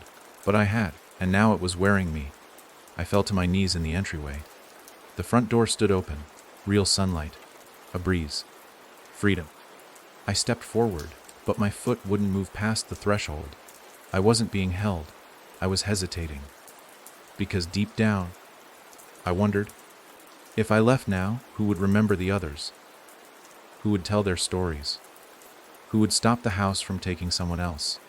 And I realized that's what it wanted, for me to choose to stay. So I turned, faced the hallway, and walked back in, not because I was trapped, but because maybe, just maybe, someone else would knock next, and I'd be there to answer. The moment I turned away from the door, the sunlight vanished, not like a cloud passing or dusk rolling in, but like someone had flipped a switch. 1 second there was light spilling through the open doorway, golden and almost warm. The next, just darkness, cold and sharp. The house didn't slam the door. It didn't need to. It simply closed the way a mouth does when it's ready to chew, and I had walked straight into its throat. Willingly. I don't know what part of me made that choice. The rational part had screamed to run, to take the moment and never look back, but something deeper, a sick twist of duty or guilt, had forced my foot backward. I told myself it was because I didn't want the house to win, that I could outlast it, outsmart it, even warn others. But the truth, I wasn't sure there was an other anymore. Not out there, not beyond the walls. My world had narrowed, not to the size of a room, to the size of a sin. The hallway changed again. Now it didn't stretch, it descended. The floor tilted at an angle that made my balance shift like walking on a ship in a storm. The deeper I went, the more gravity seemed to lean forward, like it too wanted me to fall. The whispers returned, not from the walls this time, but from my own head. You left her. You buried it. You forgot what he said that night. Each one came in my voice, but younger. Versions of me I hadn't heard in years. Me at 12, crying into a pillow after my dad left for the last time. Me at 17, staring at Lydia's empty sleeping bag in the woods. Me at 29, deleting the last voicemail my sister ever left me. The house didn't invent those moments. It preserved them, like flies in amber. And now it played them back, not to torment me, but to remind me who I was, who I'd always been. The hallway ended at a door. No markings. No handle. Just a surface slick with something dark. I pressed my palm to it. It opened inward. And what waited on the other side wasn't a room. It was a space between. Dark, endless, but not empty. They were all there, every face I'd seen in the house. Every version of me. Callum, Lydia, Olivia, my father, my aunt. Even people I didn't recognize but somehow knew. People the house had taken before. People it had absorbed. They stood in a wide circle around a hole in the center of the floor. Not just a hole, a void. Blacker than anything I've ever seen. It didn't reflect light. It drank it. And all of them, looked at me. Not accusing, not pleading, just waiting. I stepped into the circle, heart hammering, knees trembling. No one spoke. Until I did. "What is this?" I asked. Callum was the first to answer. "The root." Lydia stepped forward next. "This is where it lives." "The house?" I asked. "No," said Olivia. "The thing that wears the house." The void pulsed. A heartbeat with no body. A hunger with no mouth. What does it want from me? I asked, even though I already knew. To remember, said my father's voice, but not the man I knew. This one was clearer, stronger. The way he sounded before life broke him. Remember what? Everything, said Lydia. And then, give it up. I shook my head. That's what it wants, though. It wants to take me. No, Olivia whispered. It wants you to offer it. There's a difference. The void pulsed again. This time, I felt it in my ribs. I looked down into it, and saw me. Not now, not yet. An older version. Broken, hollow-eyed, mouth moving in silence. Wandering halls that never ended. The house's echo. That was the future. Unless I changed something now. What do I do? I whispered. No one answered, because this was the part I had to choose. It had let me come this far because I fed it well, because I gave it memories, pain, secrets. But I had one thing left. One story untouched. A memory even I didn't want to face. And that was the final offering. I stepped to the edge of the void, closed my eyes, and said the thing I never even said to myself. I didn't love her. It felt like being split open. The void accepted the truth, and spoke, not with words, with feeling. It filled my lungs with heat, my eyes with tears, my mind with light. I saw every face, every moment, every wrong turn. But for the first time, I didn't flinch. I didn't turn away. I remembered, and I survived it. The void shrieked, a soundless sound, something deeper than thunder. The faces around me faded. The hallway behind me vanished. The house roared, and then I woke up. Not in a bed, not on the floor, outside, on the lawn, the sun rising behind me. The house stood still, silent, no door, no windows, just a dead shell. I stood slowly, the grass cold beneath my palms. I was outside, really outside, free, but not untouched, because I knew now. The house didn't die, it sleeps, until the next knock. And when that comes, I'll be the one who answers. It took me 2 days to realize I wasn't free. Not truly. I told myself I was. At first, standing on the lawn, bathed in the soft light of dawn, the air tasting of dew and possibility. I believed it, or tried to. The house was behind me. Silent, lifeless, stripped of its voice. No whispers, no knocks, no mirrors with second shadows. Just rotting wood and sagging shingles. I could have walked away right then. Could have disappeared again, like so many before me. But that was the problem. I didn't feel like someone who escaped. I felt like someone who had been released. That's what stuck with me. Not the terror. Not the pain. The permission. It was subtle at first. I drove for hours, stopped at a diner, tried to eat. The waitress asked if I wanted coffee, and I stared at her for too long, because her voice sounded exactly like Lydia's for half a second. Then it didn't. She smiled politely. I nodded like nothing was wrong. But when she walked away, I noticed something scratched into the underside of the table, just below where my hands rested. Itis inyo nubud. I didn't panic. I didn't run. Because somewhere, I already knew. The house hadn't just taken from me. It had planted something. A root. A memory that didn't belong to me. Or maybe one I was meant to carry forward. I touched my chest, expecting to feel normal skin, but it felt warmer. Too warm. Like something beneath it was pulsing with its own rhythm. Not a heartbeat, a watching, a silent stare from beneath the surface of my flesh. That night I stayed in a motel, third one in as many days. This one smelled like bleach and old cigarettes. The mirror was cracked. I didn't look into it. I covered it with a towel, then pushed the dresser in front of it, just in case. I slept and I dreamed. Of course I did. But it wasn't the house I saw. It was a field. Endless. Crooked. The soil churned and black, not from moisture but blood. Trees twisted into each other overhead like knotted spines, and from the roots hung bodies. Not corpses, memories. I recognized them, not just my own. Strangers. Children, mothers, lovers.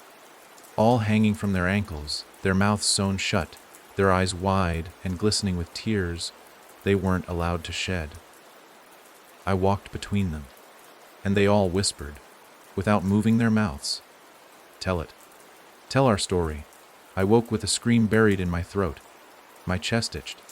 I looked in the mirror, half expecting to see someone else. But it was me, and not, because something was behind my eyes. Watching me now, I washed my face, told myself it was over, just trauma, just scars. But that night, the dreams came again, only this time, I wasn't walking through the field. I was planting something in it. Digging with my hands, fingers raw and bleeding, burying a heart that still beat, mine. And the moment I pressed the soil over it, I heard a knock. Not from a wall, not from a door. From inside me, 3 taps. That's all. Soft. Careful. Like a request, I screamed into the dirt, clawed at the ground, but it swallowed me whole. I woke up in the shower. Water running. Clothes soaked. No memory of getting in. No memory of turning the knob. But carved into the mirror, written backward so I could only read it in reflection, were the words. Wow ass murder. No its because turo juo you. I smashed the mirror with my fist. Bled all over the sink. Didn't stop staring at the shards until morning, and then I understood. I hadn't escaped. I had become a door. A vessel. The house didn't need to trap me forever. It just needed me to carry it forward. Like a seed stuck in the tread of a boot, I'd walked it into the world, and now it was growing. The voices started when I passed strangers on the street. Whispers from their mouths, even though their lips never moved. You remember too much. You carry the house. You are the new hallway. And when I'd hear those voices, every light around me would flicker. At first I thought I was losing it, that the trauma had cracked something open in my mind, and now it was unraveling in real time, until I saw her again, Lydia, on the subway, in a crowd of faceless strangers. Except she wasn't a ghost this time. She looked alive. Too alive. She was reading a book, same one she always used to read on rainy days. I thought it was impossible. Some random woman who looked like her, same hair, same cheekbones, same little scar above the eyebrow. But then she looked up and mouthed my name. No sound, just the movement of her lips. Jakey. Then the lights went out, the train jerked. Screams echoed down the car, and when they flickered back on, she was gone. I walked through the cars, checked every seat. Nothing. Except a single note, folded neatly on the bench where she had been sitting. You're not the only door. The paper was warm in my hand, not from the train. From me, from whatever was inside me now. That night, I checked into a different motel. The mirror had no reflection, just a hallway. Mine, the one in the house. It stretched forever now. Rooms opening, closing, blinking like eyes. And at the far end, I saw something waiting. Not a person, not a thing, just a shape. Familiar, watching, it smiled. Could I smile back? Because I understood now. I hadn't escaped the house. I had replanted it. And someday, someone else will walk past me, brush against my shoulder, hear a knock later that night, and they won't know where it came from. But I will, because I'll be standing in the walls, waiting, listening. Just like it taught me, I stopped counting the days after that. The sunlight didn't feel like sunlight anymore. The shadows lingered too long, like they were waiting for something. No matter where I went, cities, towns, highways that stretched for miles, I felt the same weight in the air. The same twitch in the back of my neck, like a breath brushing the nape of my skin. People passed by, unaware, laughing, arguing, living, but occasionally, one of them would glance my way with a flicker of something beneath their expression. Like recognition, like they knew me. And worse, they remembered me. People I'd never met before locking eyes with me for a second too long. And I knew the house had already touched them too. Because it doesn't need a foundation or a deed anymore. The house is people now. I'm one of them. At night, when sleep dares to come, I dream not of escape but of architecture. Floor plans I've never seen. Walls being built from memories. Rooms forming out of secrets no one's ever spoken aloud. A mother's resentment. A child's shame. a man's quiet, buried scream. I build them all in my sleep. I lay beams made of betrayal, hammer guilt into rafters, paint ceilings with everything I never said. And when I wake, my hands hurt like I've been working through the night, fingernails caked with dust, splinters under the skin. I never see it happen, but the evidence is there, clear as breath on a cold mirror.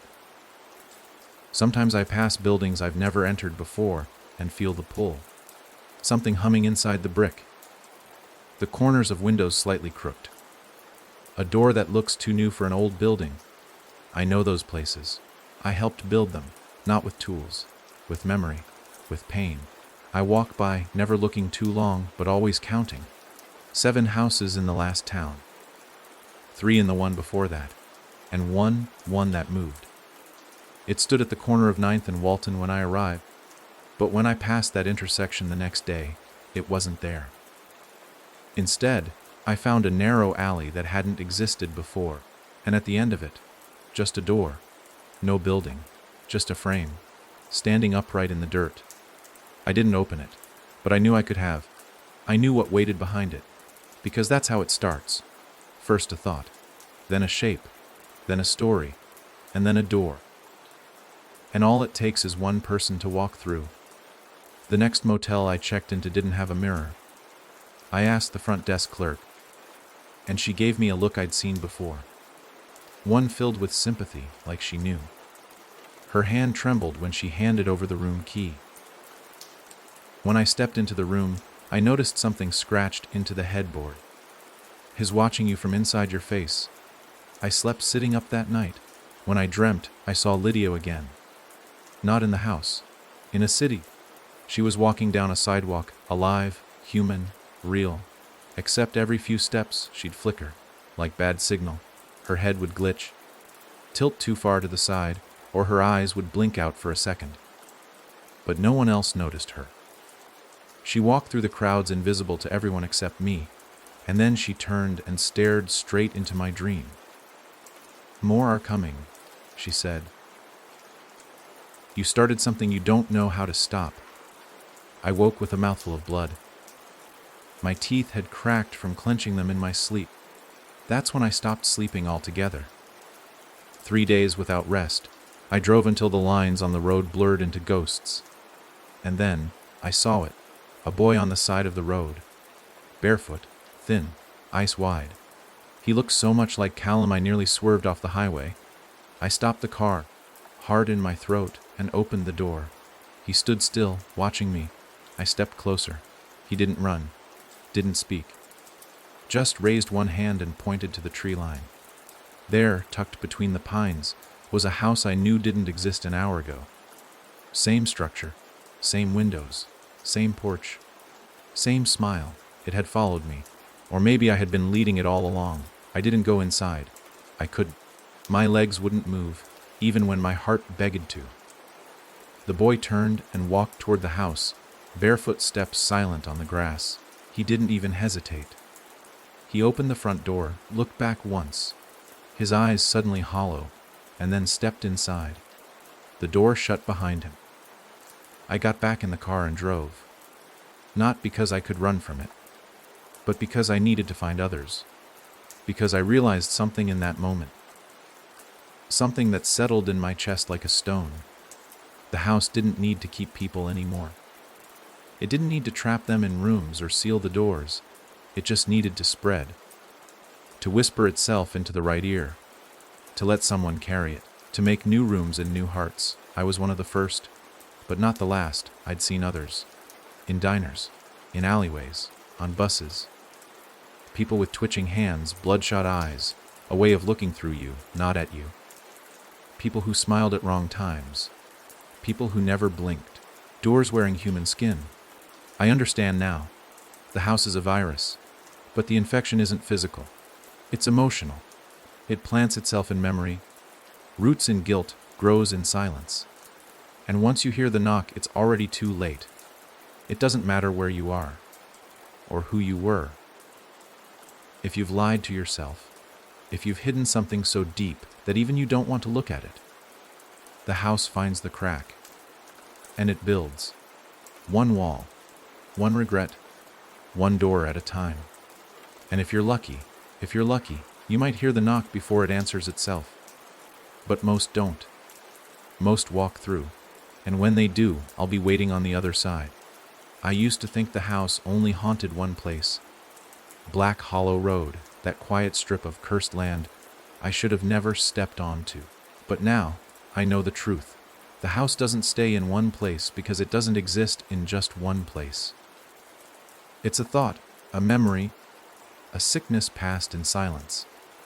And wherever someone carries a shame deep enough, dark enough, the house finds footing. It doesn't need to be built. It grows. And I am one of the builders now. I didn't ask to be, but I've stopped pretending I'm anything else. That realization hit hardest when I found the first drawing. I was resting at a rest stop somewhere between states, somewhere flat and nameless. The kind of place with a single vending machine, 2 flickering lights, and a bulletin board plastered with faded flyers for lost dogs and church bake sales. I wasn't looking for anything. I was just trying to exist, 1 hour at a time. But then I saw it, tucked beneath a flyer for free piano lessons, crooked and thumbtacked low enough to be missed by most adults. A child's drawing, simple, crayon, red and black and gray. A house, the house. I knew it immediately, not because of the shape, but the details. The porch sagged just the same. The windows were too dark, too still. And in the corner of the drawing, small and almost missed, was a stick figure with a red X over its face. Underneath the drawing, in shaky letters, was one sentence. It came through the dream. I ripped it down before anyone else could see it, tucked it into my coat pocket, and I felt it then, like static under my skin, the thing waking up inside me. The seed it planted back when I first stepped through that door, back when I thought I was surviving something. It stirs every time someone else sees the house, every time another memory cracks and leaks into the world, and it feeds, not just on mine anymore, but theirs. The drawings kept showing up after that. Gas stations, bathroom stalls, torn and folded in library books, always the same, the house. Different styles, different hands, but always the same house. Always that shape, always a figure nearby, sometimes 2 or 3, sometimes with their faces erased, sometimes with their mouths sewn shut, and it became clear. These weren't warnings, they were instructions, blueprints. Every drawing was a new addition, a new room, a new victim's memory turned into architecture. The house was expanding, one sketch at a time, and I was collecting them. I didn't want to, but my hands moved on their own. I kept them in a folder in the back of my car. Every time I told myself I'd burn them, I'd throw them away. I'd leave them behind at the next town. I didn't. I couldn't, because every time I tried, I'd wake up with another in my lap. One night, I found one under my skin. I'd dozed off in the car, parked under a highway overpass, and when I woke, my arm itched like fire. I rolled up my sleeve and saw it. Crude, jagged lines etched into my forearm, like someone had drawn it with a needle in their sleep. The house. And below it, the words. This is the version that remembers everything. I laughed. Not because it was funny, because I finally understood just how deep it went. The house doesn't haunt space. It haunts story. It lives in repetition, in guilt, in the act of retelling what should have stayed buried. And every time I remember it, really remember it, it builds another floor inside me. I started walking with a limp. My left leg ached for no reason. I'd cough and taste dust. Mirrors reflected versions of me that wore different clothes, bore different scars. One day I passed a store window and saw myself standing inside, behind the glass, mouthing something I couldn't hear. I don't know which one of us was the reflection anymore. I tried to leave the country. I bought a bus ticket to the border. I told myself if I could just cross it, maybe the house couldn't follow. But I didn't make it. The bus driver stared at me too long when I boarded. His eyes were cloudy, familiar. "You're headed the wrong way," he said. I asked him what he meant. He just smiled and pointed to the back of the bus. "That's where they sit," he whispered. I didn't turn around. I couldn't, because I knew if I looked, I'd see them. The others, the ones the house had taken. Still wearing faces, still pretending. Waiting for me to finish the blueprint. When the bus stopped for a break, I got off and never got back on. I walked for 3 days. Ended up in a town so small it didn't appear on any map. And still, there it was. At the end of the main road. Not a house this time. A school. Abandoned. Broken windows. Playground rusted over. But when I walked inside, I saw it. The same hallway. Same wallpaper. Same rotten air. The house had changed shape. It didn't need to look like a house anymore. It only needed to be familiar. And as I stood in that echoing hallway, the lights flickered. Then a bell rang. The sound of children screaming in the distance. Footsteps. Laughter. And then silence. I backed out slowly, not because I was afraid of what was inside, but because I knew. If I stepped 1 foot further, I'd never leave. Not really, because the house has no rules anymore. It has roots. Inside buildings. Inside minds. Inside me. And that's when I felt it again. The itch. Not on my arm this time. On my chest. I pulled my shirt down. Another drawing, fresh, bleeding. Not done with ink or pen or scar tissue, but in memory, carved into me like it had always been there. The house. But bigger. Taller. A tower now. And at the top a window. And behind that window, me. Smiling. Waiting.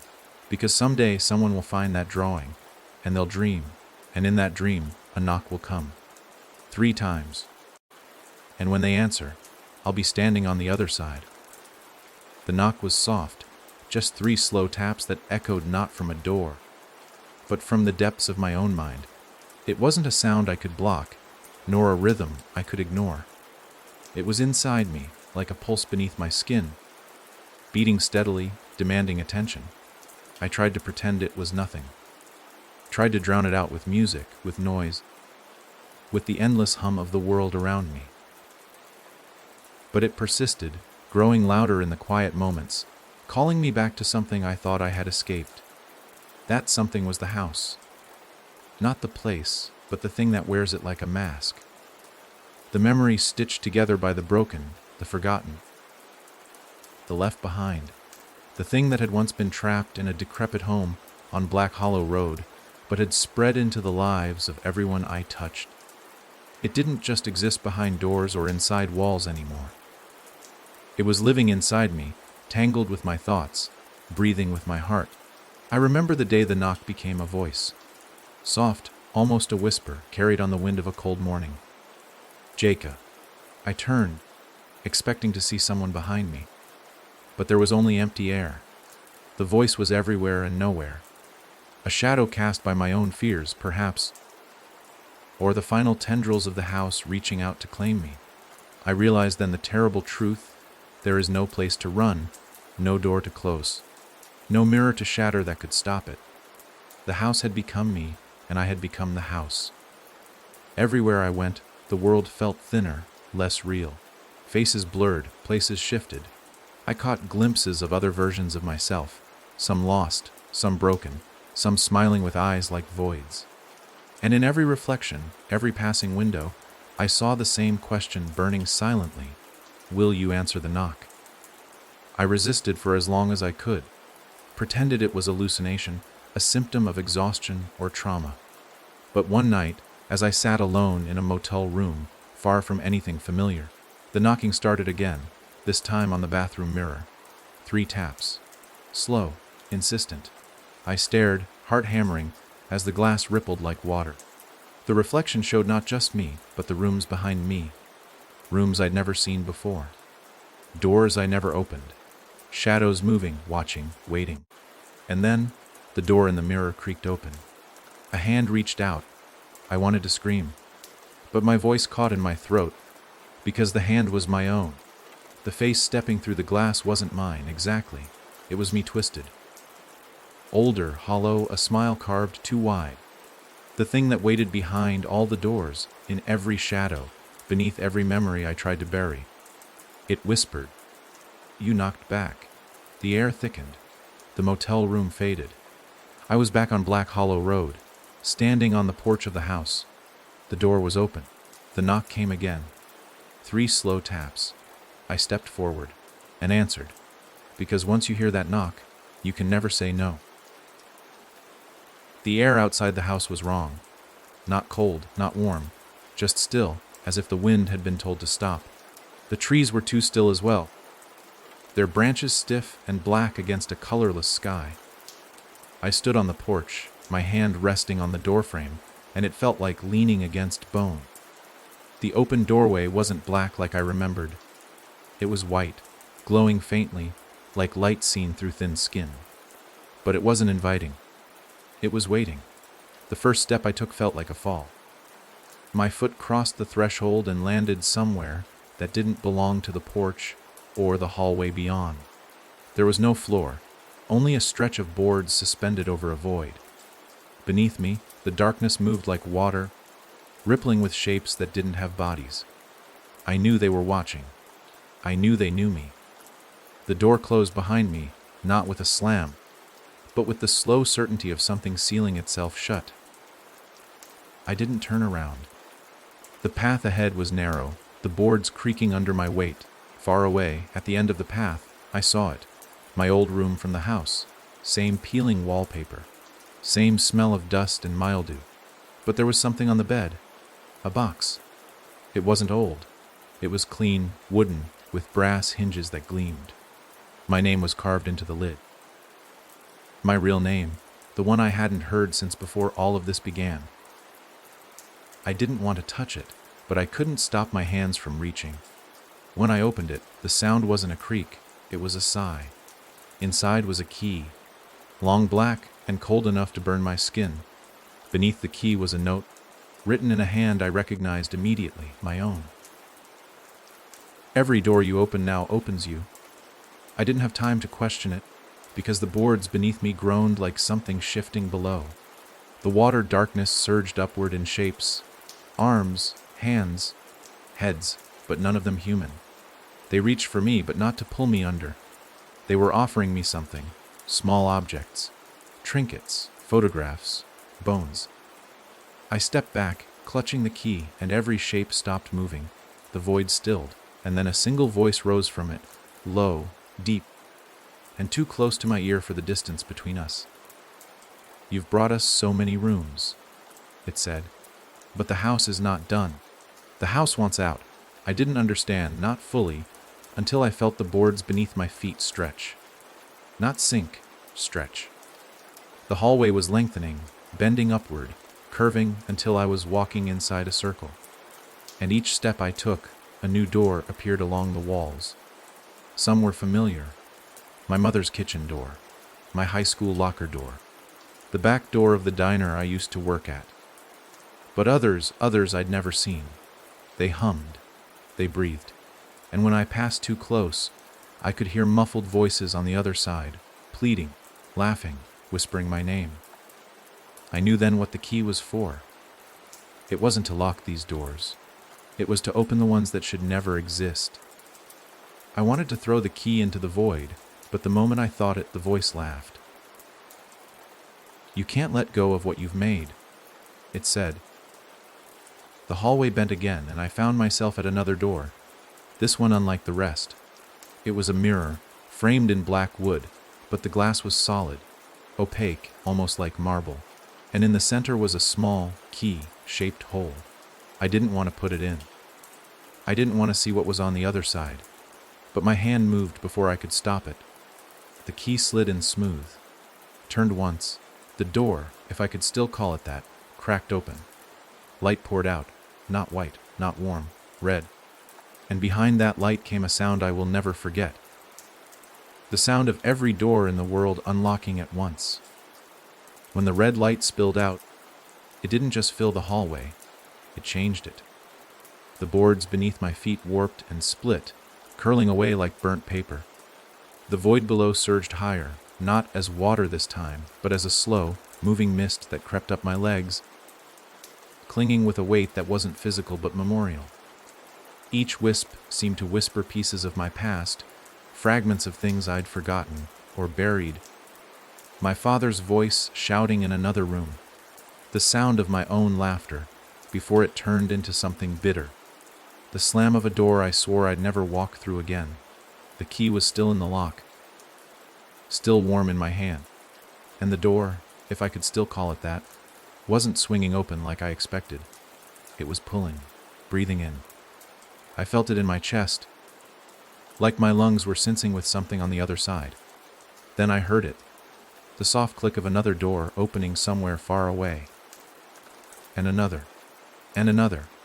The sound multiplied until it became impossible to count, a chain reaction of locks turning, bolts sliding free. I saw them in flashes. A girl in her bedroom, sitting up as her closet door creaked. A man in a hospital bed, watching the bathroom door slowly drift open. A child hiding under a blanket as the hallway light spilled across the floor. The house had found them. Not the house on Black Hollow Road.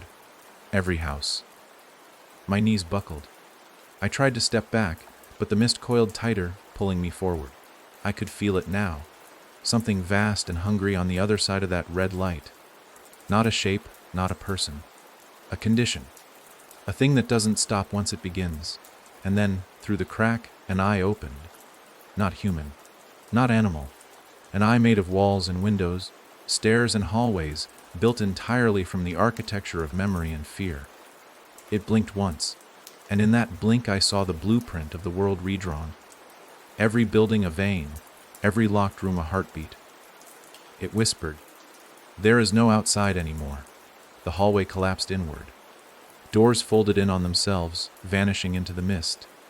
And suddenly, I was somewhere else entirely, standing in the middle of a street I didn't recognize. Cars abandoned. Storefronts dark. Every single door in sight wide open. Shadows moved in the thresholds. Not people. Doors wearing people. Faces too still. Eyes too empty. They watched me, and in their stillness I understood. They weren't trapped. They were open. And so was I. The red light was gone, but I could feel it inside me now, burning in my chest like a second heart. My hands shook, but not from fear. From anticipation. From a pull I couldn't name. Somewhere a door slammed shut. The sound echoed through the empty street, and every head turned toward me in perfect unison. "You're the first key," they said together, their voices blending into one low rumble. "Now you will make the rest." I wanted to deny it, to run, but my pocket felt heavier. I reached in. The key was still there. Only now there were two. The second key was smaller than the first, thin and sharp like it belonged to something delicate. But when I touched it, my fingertips burned. Not from heat, but from a pulse, as if the key itself had a heartbeat. I knew without needing to test it that it didn't open any door I could see. This one was for people. The street was still. Those open-eyed faces hadn't moved, but I could feel them waiting, watching, not with curiosity, but with the patience of things that already know the ending. I slipped the smaller key into my coat pocket, but the moment the metal touched the fabric, I heard a sound that made my stomach knot, footsteps. Not echoing off the street, but echoing inside my head. I turned and saw a man standing halfway down the block. He was ordinary in every way, jeans, a flannel shirt, hair a little too long, but his eyes were locked on me like I was the only thing that existed. And with each step he took toward me, the smaller key grew warmer. By the time he was close enough to speak, the heat was so sharp it felt like the metal was cutting into my leg through the fabric. "You've got it," he said, his voice low, shaking with relief. "You've got the one that opens me." I froze. My throat tightened. But I didn't get to finish. My hand was already in my pocket, pulling the key out, holding it between us like an offering. I hadn't told my body to do it. The motion felt rehearsed, instinctive, like muscle memory from a life I didn't remember living. The man closed his eyes. Police. Something inside me clicked, a lock turning. Not his, not yet, mine. The second key slid into something I couldn't see, somewhere between us, and turned. The sound it made wasn't the sharp snap of metal. It was a breath, long and slow, like the exhale of a door that had been closed for years. The man opened his eyes.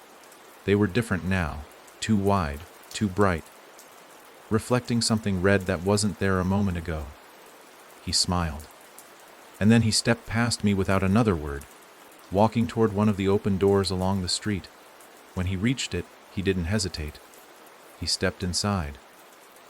The door closed behind him. The air changed. Somewhere far away, I heard another door open.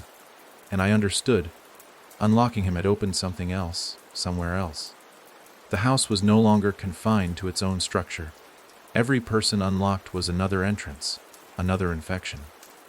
I gripped the key, ready to throw it into the nearest storm drain. But the moment the thought crossed my mind, my other pocket grew heavier. I reached in and my stomach dropped. There was a third key now, even smaller than the second, almost like a needle. The heat from it wasn't painful this time. It was pleasant, addictive. Behind me, one of the open-eyed watchers stepped forward, smiling faintly. "Only 33 more," they said. "Then the locks will all be gone." I didn't sleep that night. Not because I was afraid of dreams, though I had every reason to be, but because I knew that the moment my eyes closed, the knocking would start again, and this time I wouldn't wake up in the same place I fell asleep. So I walked. Streets, alleys, abandoned lots. My reflection in every dark window followed me like a patient shadow, the two keys in my pocket burning hotter with each block I put between me and that street full of open-eyed watchers. I thought distance might help. It didn't. By the time the sun cracked the horizon, I'd wandered into a part of town I used to know well. The air smelled faintly of salt from the coast. Rows of narrow houses stood shoulder to shoulder, their paint flaking in the morning light. I recognized one immediately. Small, white, a crooked front step. My sister's house. I froze. It couldn't be. She'd moved years ago. I'd never even been to her new place, and this house had been sold to strangers long before the first night I ever stepped onto Black Hollow Road. But there it was, and in the upstairs window, she was looking down at me. Not a memory, not a shadow. Her, she waved. I should have run. Instead, my hand went to my pocket, to the smallest key, the third one, thin as a needle. The moment my fingers brushed it, I felt something break inside me. Not a physical snap, a pull, the same pull that had made me open the man in the street without a fight. I didn't walk to the door. I was just there, my hand on the knob. The air inside the house pressed against it like it had been waiting for me. When the door opened, she smiled the way she used to, before everything, before I lost her, before the arguments, before the silence. She hugged me like she thought we'd never see each other again. And for a moment, I believed maybe this was different. Maybe she was safe here. Then she leaned close and whispered in my ear, "You brought it with you." I pulled back. "What?" She nodded to my pocket. The key. My throat went dry. "I'm not here too." But the words died because I realized she wasn't afraid. She was asking. Her eyes were too steady. Her smile didn't falter. She wasn't begging like the man in the street had. She was ready. And I understood the trap. The house knew I wouldn't open her if she resisted. So it made her want it. The needle-sized key in my pocket grew warmer. My hand shook. I told myself if I just turned around, I could walk away. But she stepped closer, took my hand, and placed it on her chest. "It's been locked for too long," she said. Something inside me moved before I could stop it. The key was in my other hand now, and when I pressed it forward, I didn't see it enter a lock. I saw it sink into her. No blood, no wound, just a slow merging, like the key was made of shadow. Her eyes widened, but not in pain, in recognition. Then they weren't her eyes anymore. She smiled. The kind of smile you only see in an empty house. 32 more. she whispered, and stepped back into the shadows of her hallway. The door closed. I stood there shaking, the key still warm in my hand. Only now there were 4. By the time I left my sister's street, the 4 keys felt heavier than bone. They didn't clink together, they breathed. Each pulse matched my heartbeat, but out of sync, like they were teaching my body a new rhythm. I didn't want to count how many more there would be, but the number hovered in my head anyway. 32. It wasn't just a countdown. It was a build. I told myself I'd stop, that I wouldn't touch another key, that I'd bury them in concrete, drop them into the deepest part of the ocean, seal them somewhere the house could never reach. But deep down, I knew the truth. The keys weren't tools, they were roots, and they were growing through me. That night, I found myself in another unfamiliar place without remembering how I got there. An intersection with no street signs. All 4 corners held buildings with locked doors. Real locks, visible, tangible. For the first time since this started, I felt a flicker of hope. Maybe these doors couldn't be touched by whatever this was. Then, the 5th key appeared. I didn't find it in my pocket. I found it in my hand. Heavy. Longer than the rest, its teeth twisted in ways that didn't look possible. It was darker than the others, almost wet, looking like it had been pulled from the bottom of a well. But the strangest thing was, it didn't fit any of the doors in sight. I tried one, just to be sure, but the key refused to enter the lock, bending the light around it instead. That's when the whispers started. Not from the buildings, from the sky. Low stretched voices circling above me, saying the same thing over and over, though I couldn't understand the words. The sound made the 5th key vibrate in my grip. I looked up and saw nothing. No clouds, no stars, just black. And then the black moved. It bent downward, folding into itself until something like a shape took form. Not a person, not even something alive by any normal measure. Just architecture. A shifting outline of rooms and hallways, suspended in the air like it had been torn out of the ground and turned inside out. One of the hallways reached for me. The 5th key slipped from my hand, but instead of falling, it hung in the air between us. The shape in the sky leaned closer until I realized the impossible. It wasn't a building floating above me. It was a reflection of something standing directly behind me. I turned. The house. Not as I remembered it. Taller. Wider. Its windows breathing in and out. Its doors opening and closing in no pattern I could follow. And in its center, right above the main door, was a lock the size of my entire body. The 5th key hovered toward it, as if pulled by gravity. I didn't stop it. I couldn't. The moment the teeth touched the lock, I heard every voice I'd ever known speaking in unison, not in words, just acknowledging. The air thickened. The ground shook, and I understood what the 5th key was for. It didn't open a person, or a room, or even a building. It opened the whole world. And once it turned, nothing could be locked again. I woke on the floor of a room I didn't remember entering. The 5th key was in my hand. Its twisted teeth still slick as though it had just been pulled from something alive. My first thought was that I needed to destroy it before it found its lock again. My second thought, quieter but sharper, was that maybe it wasn't the key I needed to fear. Maybe it was me. Still, I tried. I found a rusted pipe jutting from the wall and brought the key down hard. The sound that came out wasn't metal on metal. It was bone breaking. My own wrist flared with pain, even though the key was still in my hand, untouched. The next attempt was worse. I tried to drop it, but my fingers wouldn't unclench. I pulled with my other hand, clawing at my own grip until the skin broke and blood slid down the metal's length. The key didn't fall. Somewhere inside me, I knew why. I wasn't holding the key. The key was holding me. A voice, mine, but older, spoke from the far corner of the room. "You'll split yourself trying to kill it." I turned, and there I was. Same face, same eyes, but worn, cracked in ways that had nothing to do with age. He sat on a stool in the shadows, one hand resting on a chain around his neck. Hanging from it was a key identical to the one in my palm. "You think you're the first to fight it?" he asked. I tried smashing it, burying it, throwing it into the mouth of the void. "Do you know what happened every time?" I shook my head. He leaned forward, and for the first time I saw that his other arm was gone at the shoulder. It took a piece of me instead. "Anything you take from the key, it takes from you." I stared at him. "So what happens if I break it completely?"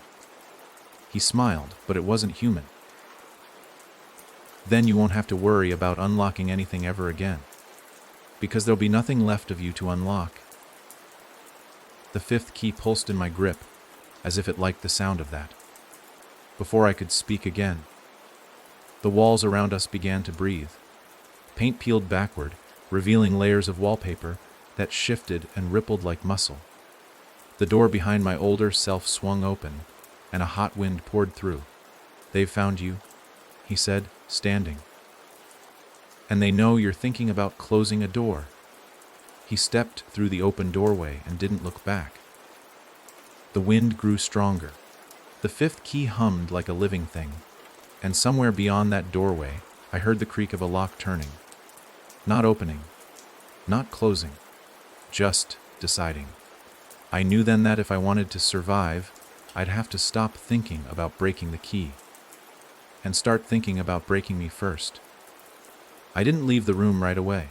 The wind from the open doorway carried a scent I couldn't name, sweet at first, then sour, then something faintly like rust.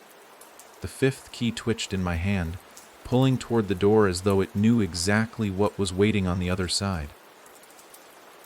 I pressed my back to the wall, trying to think through the pounding in my skull. If the key was bound to me, if destroying it meant destroying myself, then maybe there was another way. Maybe I could make sure it didn't own all of me. That thought took root fast, like it had been waiting for me to think it. I remembered the way the house's hallways bent, how doors could lead to places that shouldn't touch each other. I'd felt that same bending in my head lately, like my thoughts weren't all in the same place anymore. The idea was terrifying, splitting myself, leaving pieces behind in some corner of the house where the keys couldn't reach. But it was the only idea that felt like it might work. The walls around me seemed to lean in, listening. I closed my eyes and pictured a door.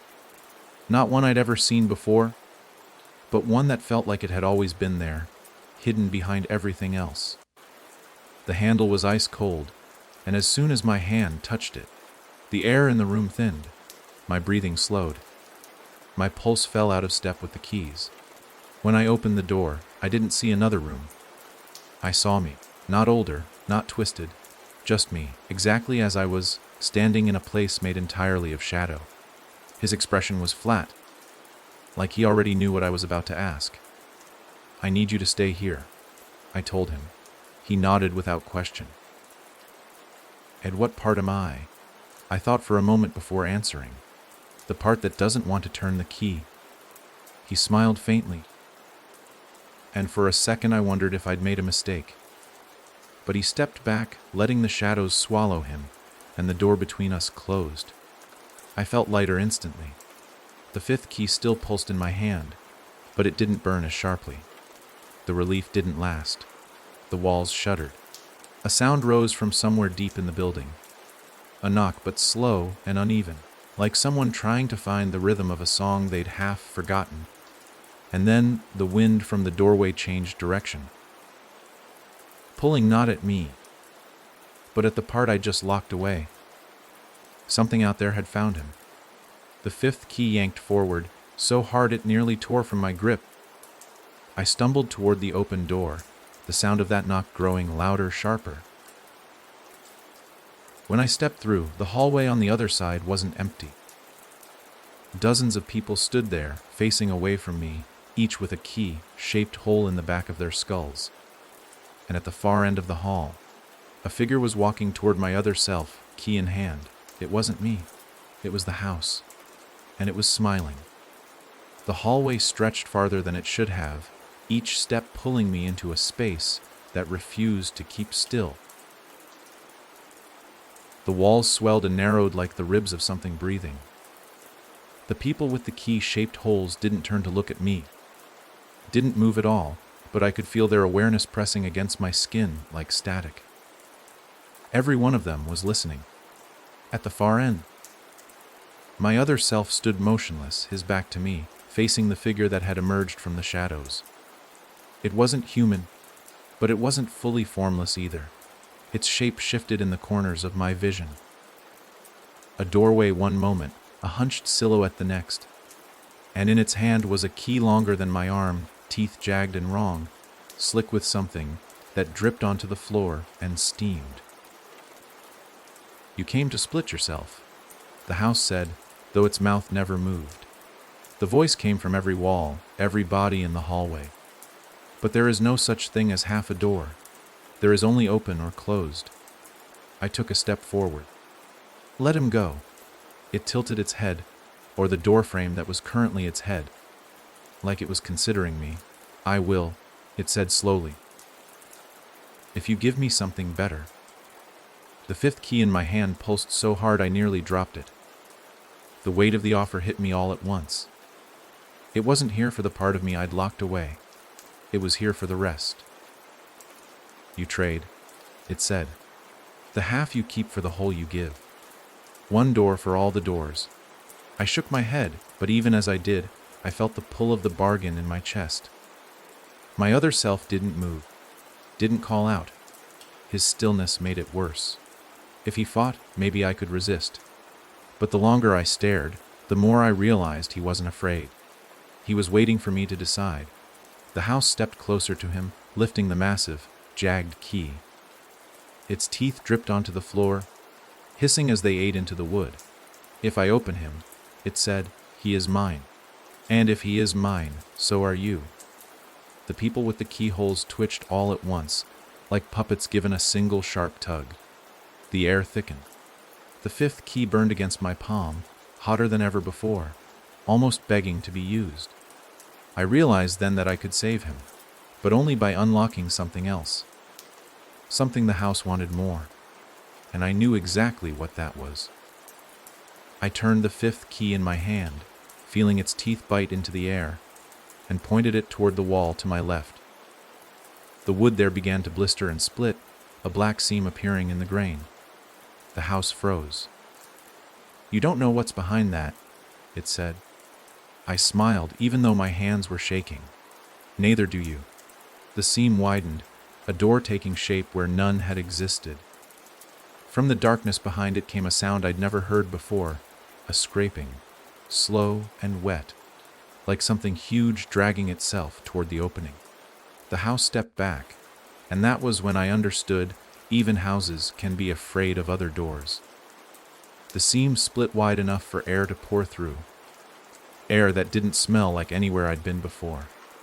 It was damp and metallic, carrying the taste of stone that had never seen daylight. The scraping grew louder, and I realized it wasn't coming toward the door in a straight line. It was circling, testing. Whatever was on the other side was aware of us, and it was deciding how to enter. The house kept its distance now. The massive jagged key still hanging at its side, but the shifting in its frame told me it was uneasy.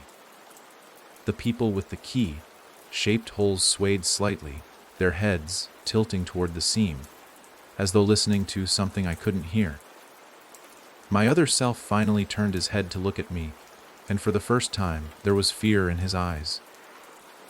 Not for himself, but for what I was letting in. Then the first limb came through. It was wrong in every way.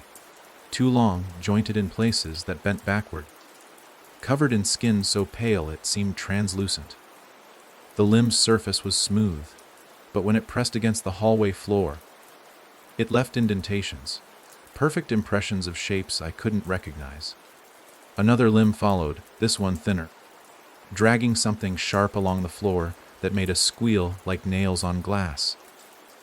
The air grew colder with each inch the thing emerged, It had no face that I could see, just a long stretch of necklace head with deep, twisting grooves carved into it like a lock that had been broken open from the inside. Its body seemed to shift between solid and shadow as it moved, never quite deciding what it wanted to be. The house spoke first, its voice quieter now. "That's not one of mine." The thing turned its faceless head toward the sound, and every key in my pockets went still. No heartbeat, no pulse, just a dead, waiting silence. Then it turned to me.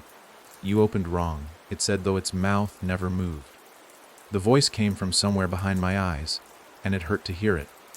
I took a step back. "What are you?" It moved closer, not walking but arriving, its body flickering from one place to another. Not a door, not a lock. I am what's left when the door closes and something is still inside.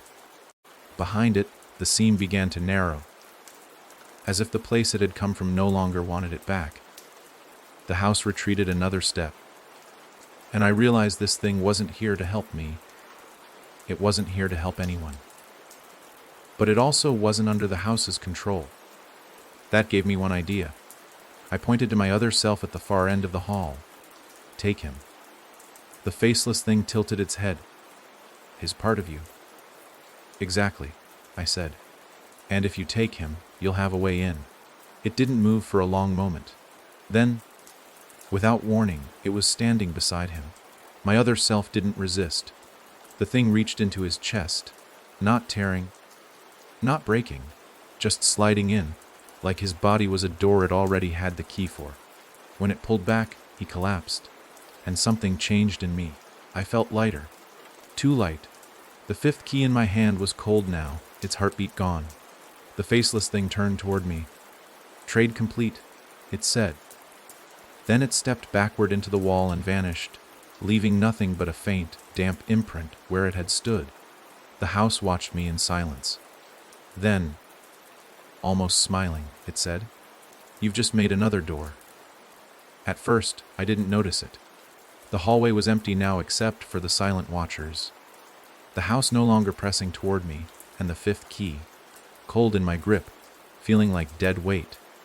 I thought maybe, just maybe, I'd bought myself time. But as I stepped toward the jagged seam where the faceless thing had entered, the floor under me warped. A shape bulged up through the wood, stretching like something was trying to push through from underneath. When it snapped back flat, there was a hairline crack running in a perfect rectangle right at my feet. I took a step back. The rectangle followed. Another step. The crack slid forward to match me. My pulse quickened. I crouched down, ran my fingers over it. Cold. Dry. But when I pressed my palm against it, I felt the faintest pull, like wind through a keyhole. It was a door, and it wasn't in the floor, it was in me. The realization sank in like ice water. By giving the faceless thing that part of myself, I'd created an opening that wasn't bound to walls or rooms. It went wherever I did. A portable weakness. A lock on my own skin. The house seemed almost amused. "You've given me more than you think," it said, shifting its shape until it nearly filled the hallway. "You've made a path that can't be bricked shut. No matter where you run, the door will be there, and sooner or later, someone will open it." I backed toward the nearest corner, but the crack slid with me like a shadow that refused to detach. I could feel it now with every step, a presence pressing against the other side, patient testing. Not the faceless thing. Something else. Something that hadn't yet decided what shape it wanted to take. I tried to think of ways to close it, but every key I'd collected was useless. None of them fit. The fifth key was dead weight in my hand, and the others pulsed faintly, but not for this. This door didn't belong to the house, or the faceless thing, or me. It was its own. The watchers finally moved, their heads turning toward me in perfect unison. One of them spoke in a voice so dry it sounded like paper tearing. "You can't shut what's inside yourself. You can only choose who gets to use it first." I felt my throat close.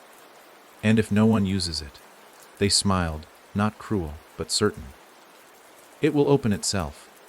A gust of air came through the crack at my feet, smelling faintly of the same damp stone as the faceless things whirled. My chest tightened. Somewhere far away, a knock began. Soft at first, then heavier, each one shaking the air in my lungs.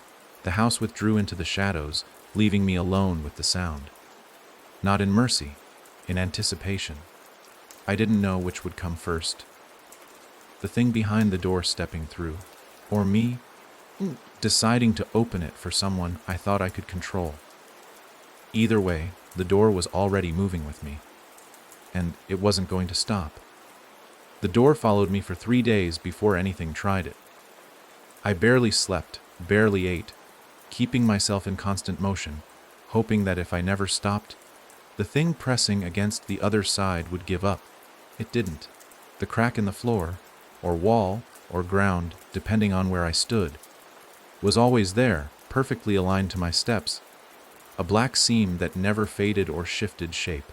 It pulsed sometimes, not in rhythm with my heart or the keys, but with something deeper, older, as if it were sensing itself to a clock I couldn't hear. On the third night, I stopped in an abandoned train station. The walls were stained with damp, the air heavy with the smell of rusted rails. The only light came from a flickering overhead lamp that swayed without wind. I'd chosen the place because it felt empty in a way I thought nothing could cross. But as soon as I sat down, the crack began to widen. It didn't open all at once. It peeled slowly, like paper being torn with deliberate care. A faint light spilled out, soft and gold, the exact opposite of what I expected. And then a voice came through. "You took long enough." I froze. I knew that voice.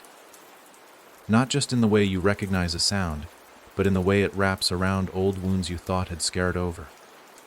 My sister. I moved closer before I could think, my knees brushing the edge of the crack. How? Her face appeared in the opening. Not a memory, not a shadow, her, exactly as I remembered before she'd vanished into the house.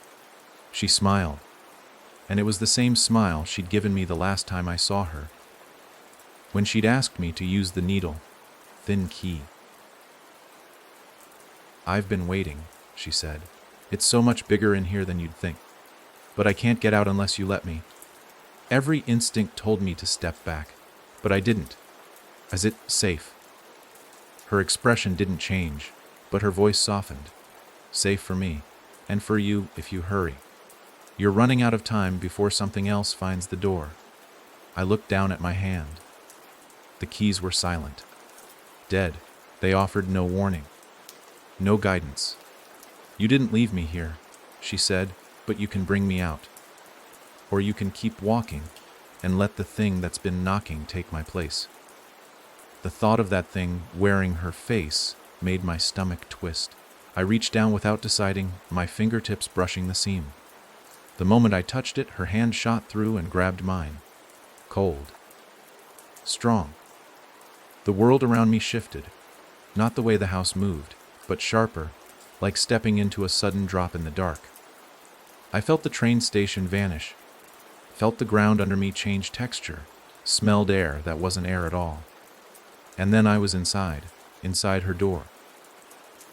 The first thing I noticed was the smell, thick and cloying, like old photographs that had been soaked in something sweet until they began to rot. The air pressed against my skin in a way that felt familiar. The same pressure I'd felt as a child when holding my breath underwater, waiting to break the surface. Only here, there was no surface, just a dim glow that seemed to come from everywhere at once. I stood in a hallway I knew too well. My childhood home. Every detail perfect. The crooked picture frame by the stairs, the dent in the wall from when I'd thrown a ball too hard, the carpet worn thin in the exact spot where our dog used to sleep. It was real enough to make my throat tighten, but the colors were wrong. The walls were pale in some spots, bruised purple in others, as if they'd been painted with something alive. My sister stood a few feet ahead, smiling. "See? It's not so bad in here."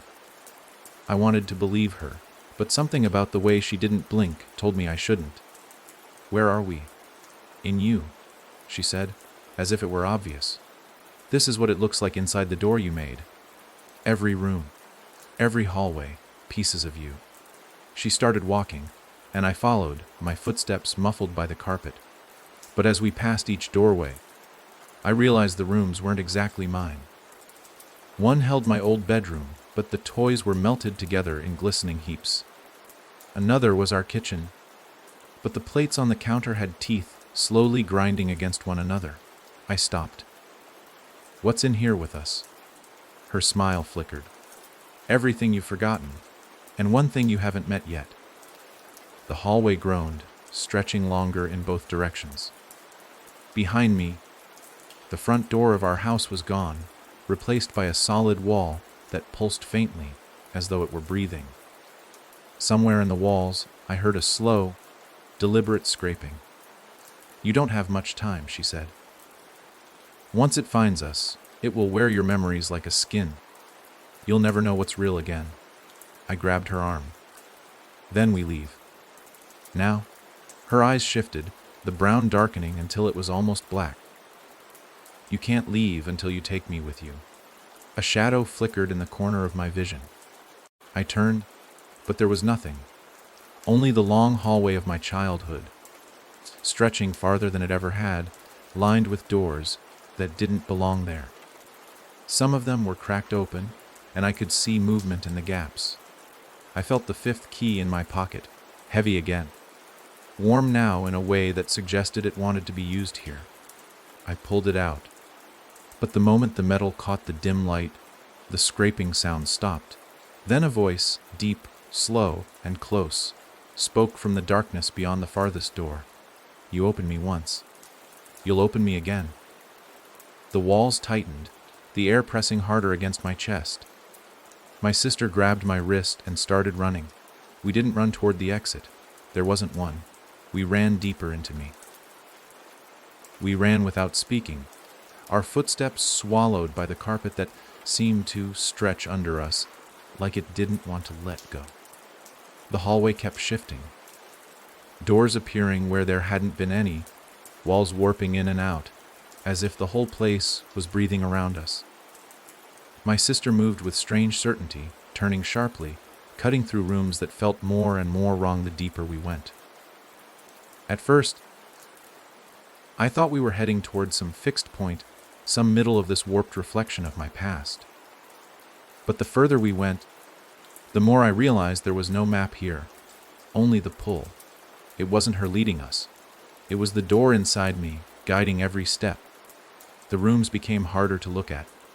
One was my school classroom, except every desk had a mirror instead of a surface, and each reflection showed a version of me with a different wound.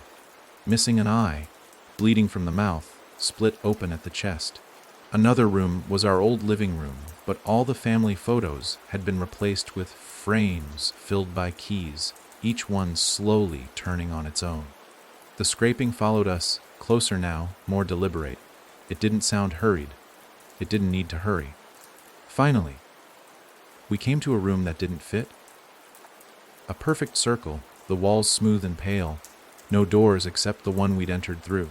In the center was a table, and on it, a small wooden box carved with shapes I didn't recognize, but I felt them. My skin prickled in recognition, like I'd drawn those patterns myself in another life. My sister stepped toward it, but I blocked her. "What is this?" "The center," she said, and her voice had changed. Too flat, too calm. "Where it waits." The scraping stopped. The silence was worse.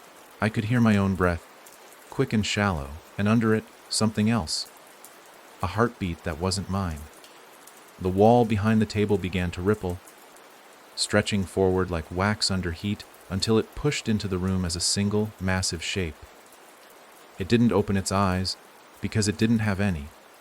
Instead, its surface split slowly, revealing another door, perfectly shaped like the one that had been following me outside. I understood then. The center wasn't a place. It was the thing itself, and it had been here the whole time, waiting for me to find it. The door in its chest pulsed once, and my own chest tightened in sync. I felt my knees weaken, my grip on the fifth key loosen. My sister's smile was gone now. She looked at me with something close to pity. "You can't leave without opening it," she whispered. The heartbeat grew louder, each pulse making the air feel thicker, harder to breathe. My fingers closed around the key on their own, and somewhere deep in my skull, a thought that wasn't mine said, "You've carried me long enough. Let me out." The air in the circular room was so dense now that every breath scraped the inside of my throat. The heartbeat from the door in the thing's chest shook the floor under my feet, rattling the small wooden box on the table until it threatened to slide off. My sister stood beside me, her face pale in the dim light, but her eyes locked on mine with a strange intensity, like she already knew what I was going to do. "You open it," she said, her voice low but firm, "or we stay here forever." I wanted to ask what forever meant in this place, but the words wouldn't come. The scraping was gone now, but that didn't make it better. That meant whatever had been moving toward us was already here, folded into the thing in the center, pressing against the inside of the door in its chest the way something might test the walls of a coffin. I glanced at the box. The carvings on it seemed to shift when I looked directly at them, reshaping into pieces of my own handwriting, diagrams I half recognized from notes I'd scribbled years ago and forgotten. A warning I'd once left myself, maybe. But if it was, I couldn't read it now. The meaning was lost. The fifth key in my hand throbbed once, as if it knew this was what it had been made for. But my gut twisted. I'd seen what happened when doors in this house, or in me, were opened without thought. They never led where you wanted. "I can't," I said. My sister's smile came back then, but it didn't reach her eyes. "You can, and you will." The floor tilted under me, though the walls didn't move. My stomach lurched as though the whole space had been picked up and turned. The thing in the center swelled slightly, the door in its chest warping outward, straining as if the pressure behind it was building. My ribs ached in answer. And then I realized the truth. This wasn't a choice between opening the door or leaving her behind. This was a choice between me opening it or it opening on its own, in its own way, on its own terms. The thought of what that would look like made my skin crawl. I took a step forward, the fifth key heavy in my palm. My sister moved aside, never taking her gaze off me. The carvings on the box caught my attention again, and this time I understood a single fragment. "Do not open alone." But there was no one else. The key slid into the seam of the door in the thing's chest, as if the lock had been waiting only for it. A sharp breath sucked the light from the room. The heartbeat stopped, and in that moment of silence, I understood something far worse than the choice itself. The thing behind the door already knew my name. The lock turned without resistance, the teeth of the fifth key sinking in like they'd been here before. When it clicked, the thing's chest split open, not fast, not slow, but in the measured way a curtain is drawn back to reveal a stage. I braced for something to crawl out, some shape I could fight or flee from, but nothing came through. Instead, I saw sky, not the sky I knew. This one was the color of ash just before it turns black, streaked with cracks of light that pulsed in uneven rhythms, as if they were alive.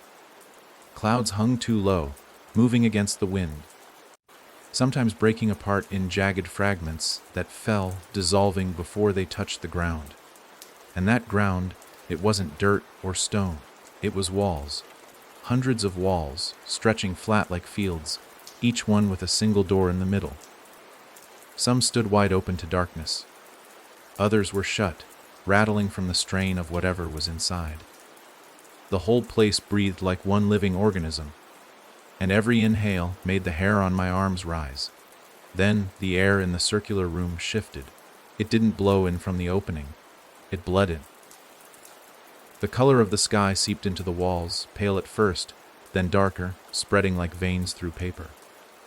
The walls of the circular room softened, began to ripple. The floor bent slightly, losing the solidity of wood or carpet, taking on that same endless stretch of wall and door I'd seen through the opening. I staggered back, but there was nowhere to retreat. Every step I took landed on new walls, new doors, each one humming faintly under my feet. My sister didn't move. Her eyes reflected the ash-colored sky now, her body still as the changes swarmed around her. "It's not coming here," she said quietly. "It's making here." The thing in the center had already begun to dissolve into the landscape. Its door no longer a part of its body, but part of everything.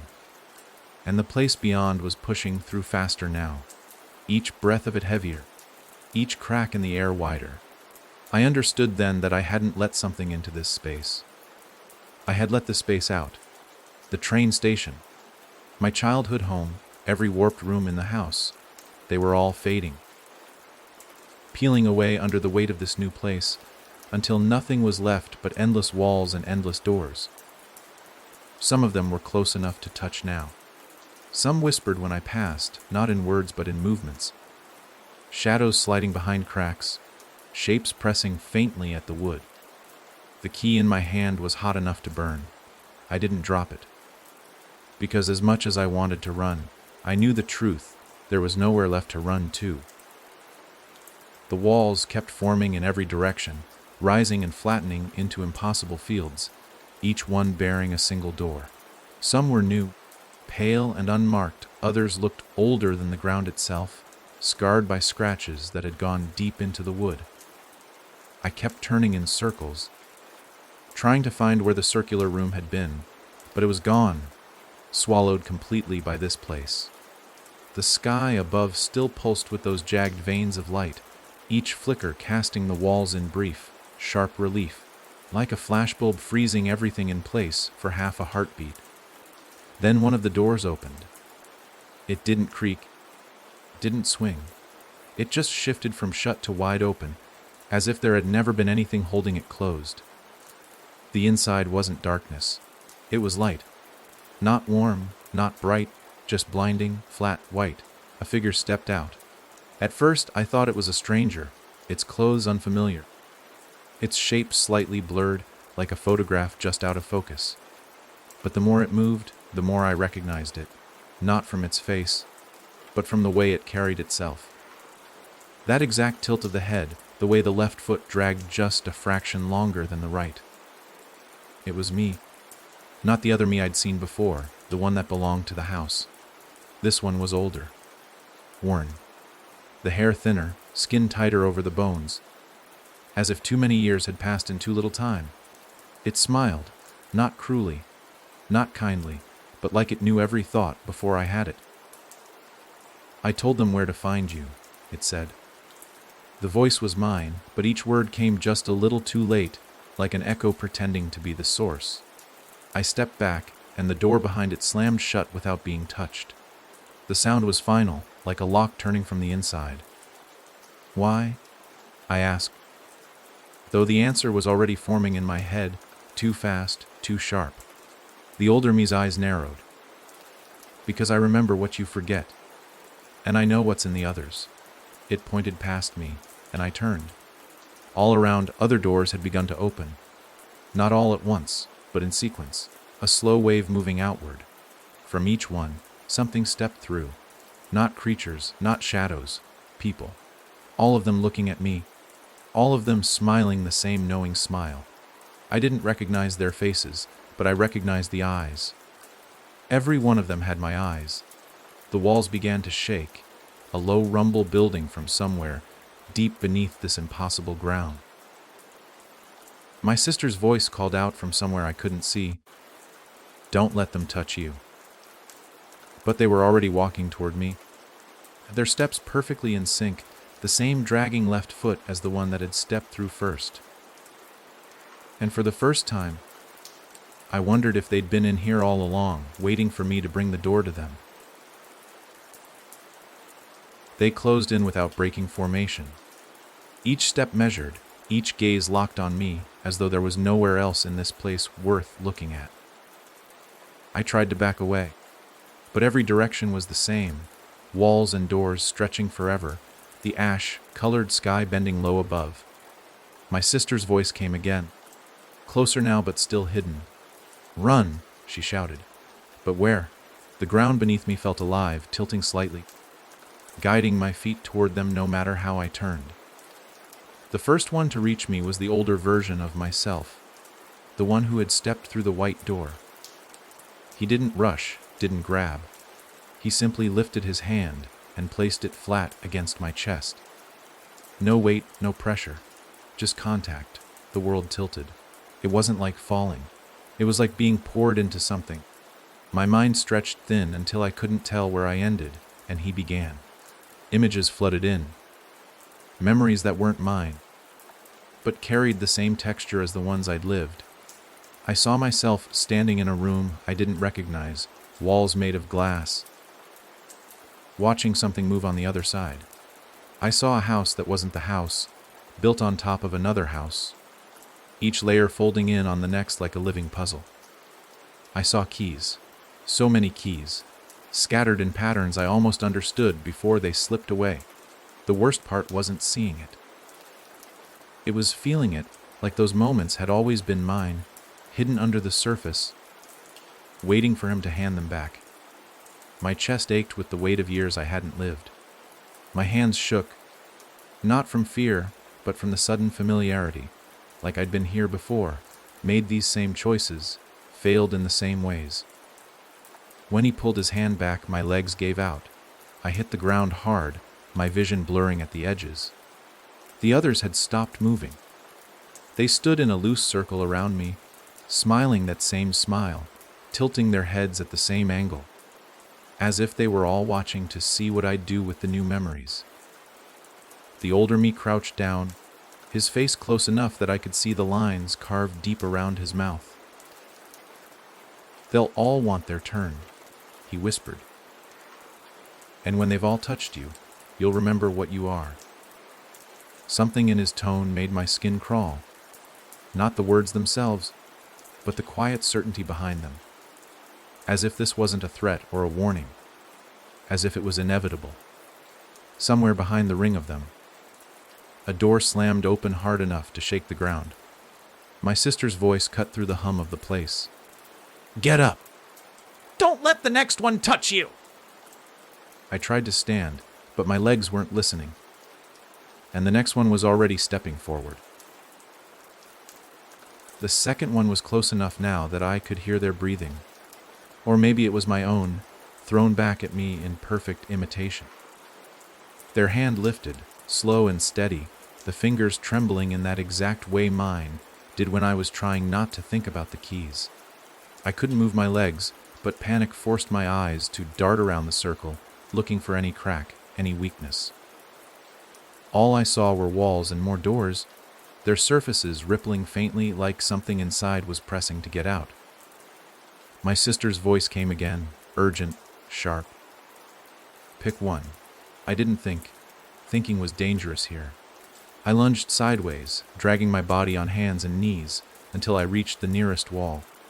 The door in front of me was painted the same pale green as my childhood bedroom, but the handle was wet, slick with something that clung to my skin.